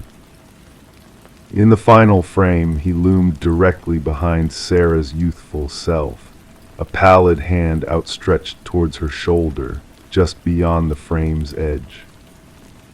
"The photographer," Reed proposed, his doubt thinly veiled. "My mother took these pictures." She set the timer and hurried into the shot. The detective replicated the images and initiated a case file. Within days, he reached out to all surviving attendees of the party. None recalled the enigmatic man. No external personnel had been engaged. No unexpected visitors had graced the secluded property, chosen specifically for its isolation. Facial recognition software proved futile. The figure remained strategically obscured, as if cognizant of the camera's lens. Yet his posture hinted at practiced intent. The investigation might have halted there had Sarah not stumbled upon additional photos in other family albums. Varying gatherings, different years. Yet the enigmatic figure persisted, always lurking in the background, perpetually unnoticed in the moment. A specialized computer analyst enhanced the images, unveiling hidden details obscured by time. A scar tracing his wrist, a distinct ring adorning his finger. A partial reflection in a window unveiling facial features once concealed in shadow. The breakthrough emerged from dental records. The teeth visible in one enhanced image matched those of Robert Keller, a maintenance worker who had vanished following inquiries related to 3 child abductions spanning the region. Cold cases that had long evaded resolution. Cases that coincided with the timelines of the documented gatherings in the photos. Records disclosed Keller's employment with the property cleaning company tasked with maintaining the vacation site hosting Sarah's birthday. Possessing master keys to numerous rental properties in the vicinity, properties where other families convened, properties from which children had vanished. Upon scouring the grounds of Keller's former abode, authorities unearthed buried remnants beneath the concrete. A hair clip identical to that worn by a missing girl, a toy car belonging to a boy who vanished post-family reunion, a bracelet Sarah instantly recognized as her childhood possession, presumed lost. Alone in her apartment, surrounded by the unraveled horrors captured in the photos, Sarah received a call from the detective. Remains discovered near one of the vacation properties had been identified. DNA confirmed the presence of one of the missing children. Gazing at the final birthday photo, the faces of her family bathed in the candle's warm glow, frozen in jubilation, Sarah felt a shiver course through her. Behind her younger self, partially obscured by shadows yet undeniably present, the enigmatic figure loomed, patient, calculating, invisible to all in that fleeting moment of joy.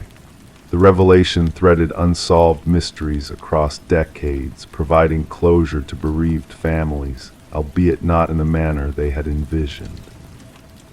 The shadow lingering in the family photos had finally been exposed to the light of justice, his existence acknowledged after years of clandestine presence. Gathering the photos, Sarah returned them to their box. They now stood as tangible evidence, a testament to the unseen threats that traverse celebrations unnoticed, leaving behind mere whispers of their passage through timeless frozen frames.